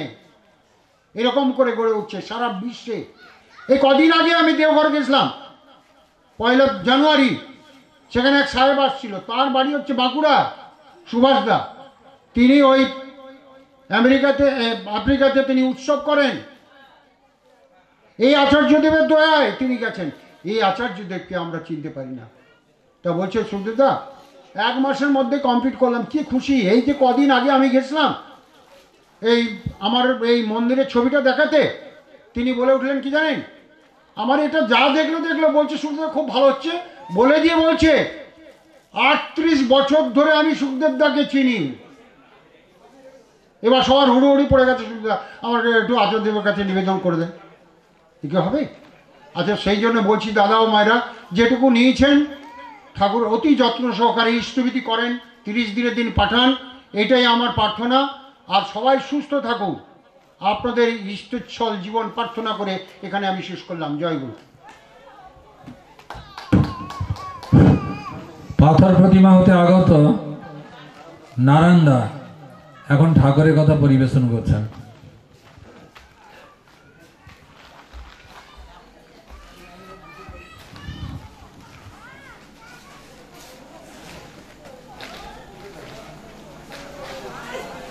পরম প্রেমময় পরম দয়াল শ্রী শ্রী ঠাকুরের আতুল চরণে জানাই 100 কোটি প্রণাম। প্রণাম জানাই তারই লীলা সঙ্গিনী জগৎজননী বড়মায়ের চরণে। অনন্য গুরুমুখ পরম পূজ্যপাদ সৃষ্টি বর্দা রাঙাচরণে, পরম পূজ্যপাদ সৃষ্টি আচার্যদেবের আতুল চরণে, পূজনীয় অবিন্দাদা সহ গুরু পরিবারের প্রতি প্রত্যেকের চরণে জানাই আমার শতকোটি ভূমিষ্ঠ প্রণাম। আজকে শ্রদ্ধেয় সঞ্চালক দাদা, মঞ্চে উপবিষ্ট ঠাকুরের পাঞ্জাবাহী কর্মী এবং সুধী ভক্তবৃন্দ, প্রতি প্রত্যেককে জানাই আমার রানন্দিত জয়গুরু। আর পরমপিতার আতুল চরণে প্রতি প্রত্যেকে সুস্থ স্বাস্থ্য ইষ্টচ্ছল মঙ্গলময় জীবন প্রার্থনা করি। অনেক কথা হলো, তা আমরা আজকে এই অমরাবতী সৎসঙ্গ কেন্দ্রের উৎসবে যুক্ত হয়েছি। উৎসবে আসতে হয় কেন? না এলে কি ক্ষতি আছে? অনেকেই তো আসেননি। উৎসবে যুক্ত হওয়ার কারণ হলো উৎসবমুখী হওয়া। অর্থাৎ ধরুন এই যে আলোটা জ্বলছে, এই আলোটার উৎস হলো ওই বাল্ব। তাহলে আমি যদি ওই আলোর দিকে একটু এগিয়ে যাই, তাহলে আমি নিজেকে আলোকিত, আমি নিজেকে উজ্জ্বল করে তুলব। আর ওই আলোর থেকে যদি পিছিয়ে যাই, তাহলে অন্ধকারে ডুবে যাব। তাই প্রতি প্রত্যেকে উৎসবে বা বিভিন্ন সৎসঙ্গে আসা লাগে। ঠাকুরের 136তম জন্ম মহামহোৎসব পালিত হচ্ছে। ঠিক 1295 সালের 30শে ভাদ্র শুক্লা তালনবমী তিথিতে সকাল 7:05 তিনি পাটনা জেলার হিমায়তপুরে তিনি অবতীর্ণ হন। ছোট্ট বালক অনুকূলচন্দ্র, বছর 3 সময় বয়স হয়েছে, আধো আধো কথা বলছেন। সেই সময় থেকেই তিনি নিজেকে জাহির করলেন যে দেখো আমি কে। ওই তার কথায় আছে, কৃতি পুরুষের আচরণ তিনি না বোঝালে বোঝে কোনজন। তিনি তো অনন্ত অসীম, তিনি মাঝে মাঝে ভক্তদের কাছে ধরা দেন। আধো আধো কথা বলেন। মা মনমোহিনী দেবী পাড়ায় একটি পুত্র সন্তান জন্মেছে, তাকে দেখার জন্য তিনি বেরিয়েছেন। বালক অনুকূলচন্দ্র মায়ের পিছে পিছে যাচ্ছেন। একটু গিয়েই বলছেন, মা তুমি ওখানে যাচ্ছ কেন? না কেন? না ওই বালক তো 18 দিন পরে মারাই যাবে।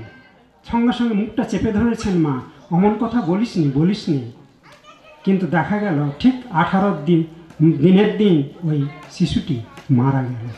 তাহলে এই ঘটনার থেকে আমরা জানতে পারি তিনি কে।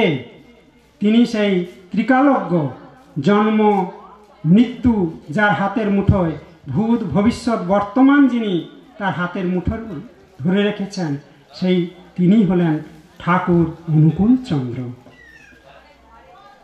তা সময় তো কম আমাকে দেওয়া হয়েছে। যাই হোক, এখন সৎসঙ্গের জগতে একটা বিষয় নিয়ে তোলপাড় চলছে, দীক্ষাপত্র, ডিপির কাজ।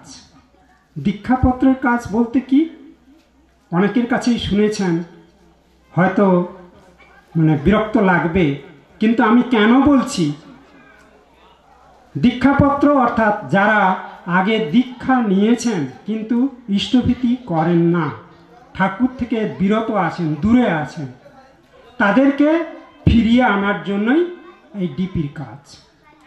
তাহলে ইষ্টভীতি আমরা করি না, অর্থাৎ এইটা করতে আমাদের অনেকেরই অনীহা আছে।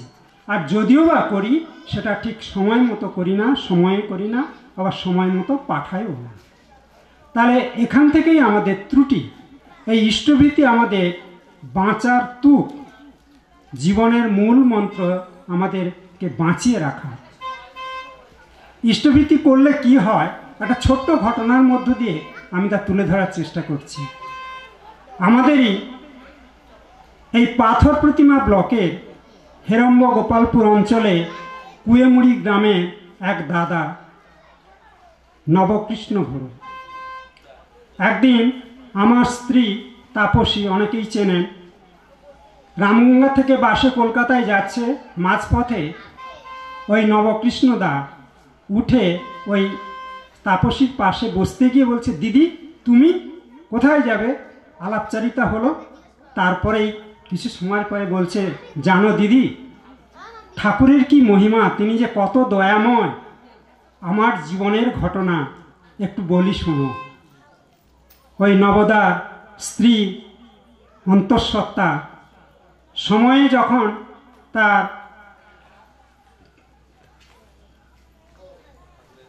যন্ত্রণা শুরু হলো, তখন ওখানে যে স্থানীয় ডাক্তার তিনি এলেন, দেখলেন, দেখে দাদাকে বলছেন, আমি ঠিক ভালো বুঝছি না, সম্ভবত শিশুটি মারা গেছে। এক কাজ করো, এখানে তো সম্ভব নয়, তুমি রায়দিঘি নিয়ে যাও, ওখানে হসপিটালে ভর্তি করো।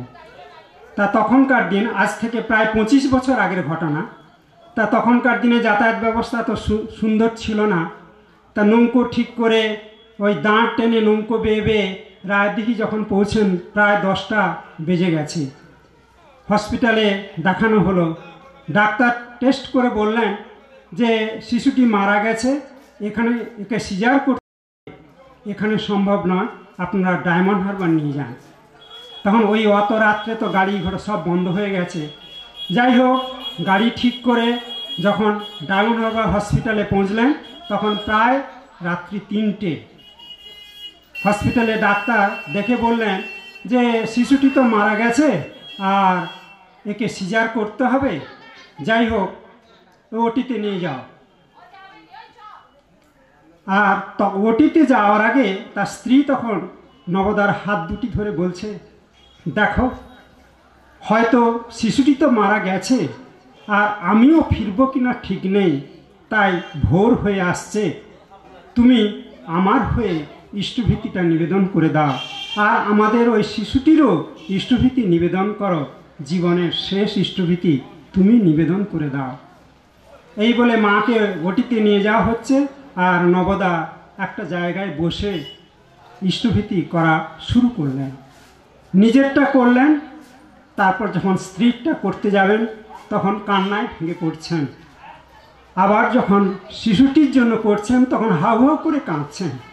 দয়া, তুমি তো বলেছিলে গর্ভস্থ অবস্থায় যদি শিশুর জন্য ইষ্টভীতি করা হয়, তাহলে তার তো কোনো অকাল প্রয়াণ হওয়ার কথা নয়, তার কোনো ক্ষতি হওয়ার কথা নয়, তাহলে আমার জীবনে আজকে কেন এমন হলো? এই বলে চোখের জলে কাঁদতে কাঁদতে তিনি শিশুর ইষ্টভীতি করছেন। এমন সময় পেছন থেকে বলছেন, এই এত নম্বর পেশেন্ট বেডের কে আছেন, আপনার মেয়ে হয়েছে, আপনি এই ওষুধগুলো নিয়ে আসুন।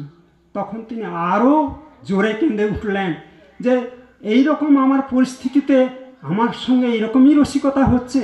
তিনজন ডাক্তার বলছেন শিশুটি মারা গেছে, আর এখন বলছেন আমার মেয়ে হয়েছে, তার জন্য ওষুধ আনতে হবে। তখন ওই নার্স ধমক দিয়ে বলছেন, কাঁদবেন পরে, আগে ওষুধটা নিয়ে আসুন, দেখবেন কি সুন্দর ফুটফুটে মেয়ে হয়েছে। যাই হোক, এই হলো ঘটনা। তাহলে এই ঘটনার থেকে আমরা কি জানলাম? আসুন আমরা আজকের এই উৎসবে এসে অন্তত শপথ করি যে যারা দীক্ষা নিয়েছি তারা যেন ঠিক মতো ইষ্টভীতি নিবেদন করি, সঠিক সময়ে করি, সঠিকভাবে করি, আর ঠিক 30 দিনের দিন আমরা যেন তা ইষ্টস্থানে পাঠিয়ে দিই।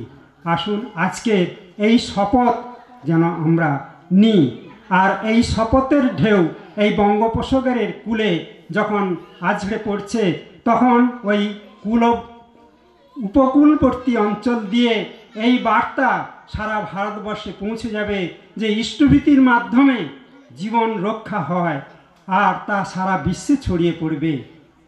আর ঠাকুর তার দীর্ঘ ঐশী জীবন দিয়ে আমাদের জন্য যা রেখে গেছেন, তাই তো তিনি বলতে পেরেছেন, আমি যা দিয়ে গেলাম 10,000 বছর আর কারো আশা লাগবে না। সেই তার বিধানগুলি, তিনি তো বিধি, সেই বিধির বিধান তার বাণী রয়েছে, বিধির বিধান পালবি যেমন, যতটা বা যতটুকু কেটে ছেটে পাবিও ফল, ততটা বা ততটুকু। তাই তার সেই বিধান মাফিক যেন আমরা চলি। আজকের শপথ হবে এই, ঠাকুর তোমাকে নিয়ে মাথায় নিয়ে আমরা যেন চলতে পারি, তুমি আমাদের সেই আশীর্বাদ করো, আমরা যেন তোমার হয়ে উঠি, তোমাকে নিয়েই চলি। ঠাকুরের এই যে বিধান সবটাই বিজ্ঞান মাফিক, বিজ্ঞানসম্মত। তাই আমরা আজকে শপথ নেব তার সেই অভ্রান্ত পন্থা সম্বলিত পরম অবদান শ্রদ্ধাভিনন্দনায় জীবনের পরতে পরতে গ্রহণ করে যেন ভালো হয়ে উঠতে পারি। নবীন সৃজন কল্লোলে সঙ্গতির সুষমা ও সমন্বয়ের ছন্দ যেন ফুটিয়ে তুলতে পারি। হারিয়ে যাওয়া জীবন সূত্রটি যেন খুঁজে পেতে পারি। তবেই তো ব্যথাহারির বেদনা ঘুচবে, তার মুখে আবার হাসি ফুটে উঠবে। আর সেদিন সপ্ত সিন্ধুর কুলে কুলে লক্ষ কোটি নরনারী উল্লসিত কলকণ্ঠে গেয়ে উঠবে, বন্দে পুরুষোত্তমম, বন্দে পুরুষোত্তমম, বন্দে পুরুষোত্তমম। জয় গুরু। এখন আমাদের আজকের সঞ্চালক দাদা শ্রদ্ধেয় রামেশ্বরদা তাঁর সমাপনী ভাষণ রাখছেন। জয় গুরু।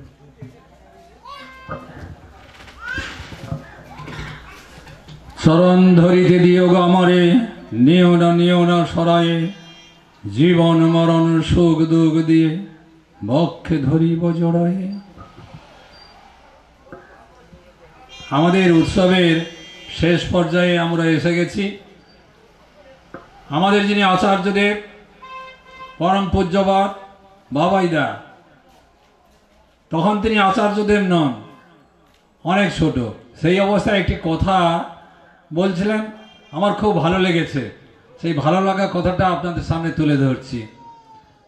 জগতে যত মানুষ আছে প্রত্যেক মানুষের ভিতরে প্রেম ভালোবাসা রয়েছে, কিন্তু আমরা এই প্রেম ভালোবাসা বিভিন্ন জায়গায় অর্পিত করে রেখেছি।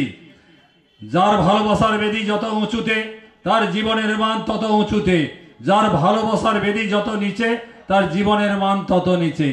আমাদের ভালোবাসার বেদি কোথায়? পরম পুরুষের চরণতলে। তাহলে আমাদের জীবনের মান তো অনেক উঁচুতে। আমরা যে মদ মেয়ের কাছে আমার ভালোবাসা অর্পণ করে থাকি, তাহলে আমাদের জীবনের মান অনেক নিচুতে চলে যাবে। 2রা সেপ্টেম্বর, আজ থেকে প্রায় 15 বছর আগে আমি দেহঘর ঠাকুর বাড়ি গেছি। সেদিন সৎসঙ্গ হচ্ছে নাট মণ্ডপে, ঠাকুর পরিবারের সবাই আছেন, আমার মতো দিন অধম সেখানে উপস্থিত। দেখা গেল আচার্যদেবের নির্দেশে একটি ভাই ঠাকুরের কথা পরিবেশন করছে। আমার শুনে ভালো লেগেছিল, সেই ভালো লাগা কথাটা আপনাদের সামনে তুলে ধরছি। তা এক গুরুদেবের অনেক শিষ্য, তা একদিন গুরুদেব শিষ্যদের ডেকে বলছেন, বনে বেড়াতে গেলে খুব ভালো হয়। সঙ্গে সঙ্গে বলছেন, আমি একা বনে বেড়াতে যাব না, তোমাদের সবাইকে নিয়ে যাব। এবার গুরুদেব সবাইকে নিয়ে বনে বেড়াতে গেছেন। বনে গিয়ে গুরুদেব গুরুতরভাবে অসুস্থ হয়ে পড়েছেন। শিষ্যরা খুব চিন্তিত হয়ে পড়েছেন। বনজ ভেষজ খাওয়াতে শুরু করা হলো, কিছুতেই গুরুদেব সুস্থ হচ্ছেন না। এই খবরটি সারা দেশময় মুহূর্তের মধ্যে ছড়িয়ে পড়েছে। প্রধানমন্ত্রী যদি অসুস্থ হয়ে পড়ে, সেই খবরটা যেমন সারা দেশময় মুহূর্তের মধ্যে ছড়িয়ে পড়ে, ওই গুরুদেব অসুস্থ হয়ে পড়ায় এই খবরটি সারা দেশময় ছড়িয়ে পড়েছে। অনেক দূর দেশে শিবাজি ছিলেন, শিবাজির কানে এই খবরটি গেল। শিবাজি বুঝে নিল যে আমার গুরু অসুস্থ হয়ে পড়েছেন। সমস্ত কাজ ফেলে দিয়ে গুরুদেবের কাছে এসে সাষ্টাঙ্গে প্রণিপাত করে বলছেন, গুরুদেব আপনি যেভাবে অসুস্থ হয়ে পড়েছেন, আমার তো মনে হয় কোনো ডাক্তার আপনাকে সারাতে পারবে না।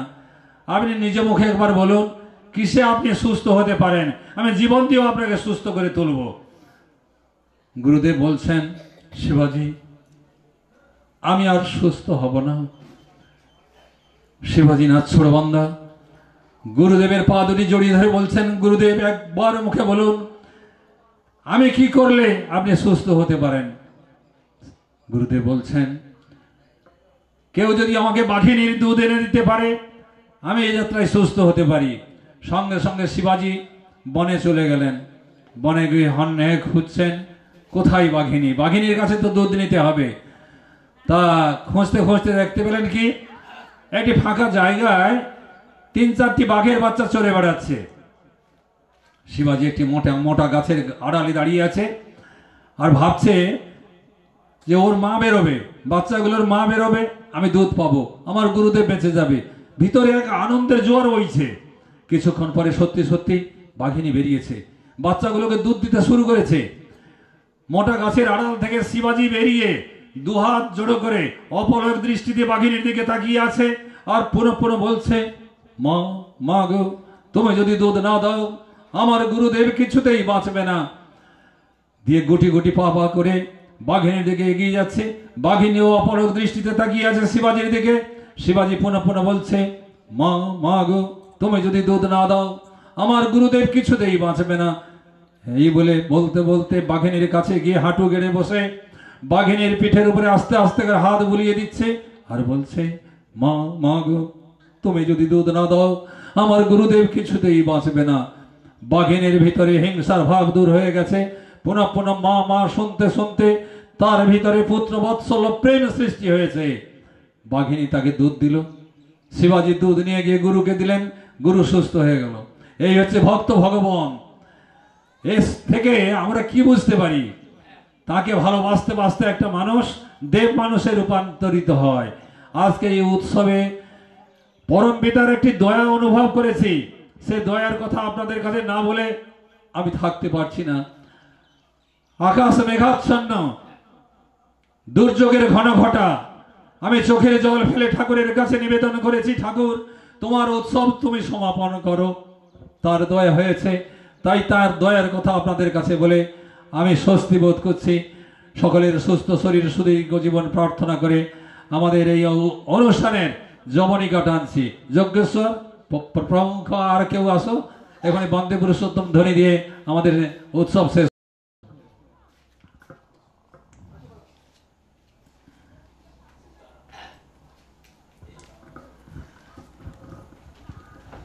বন্দে পুরুষোত্তমম,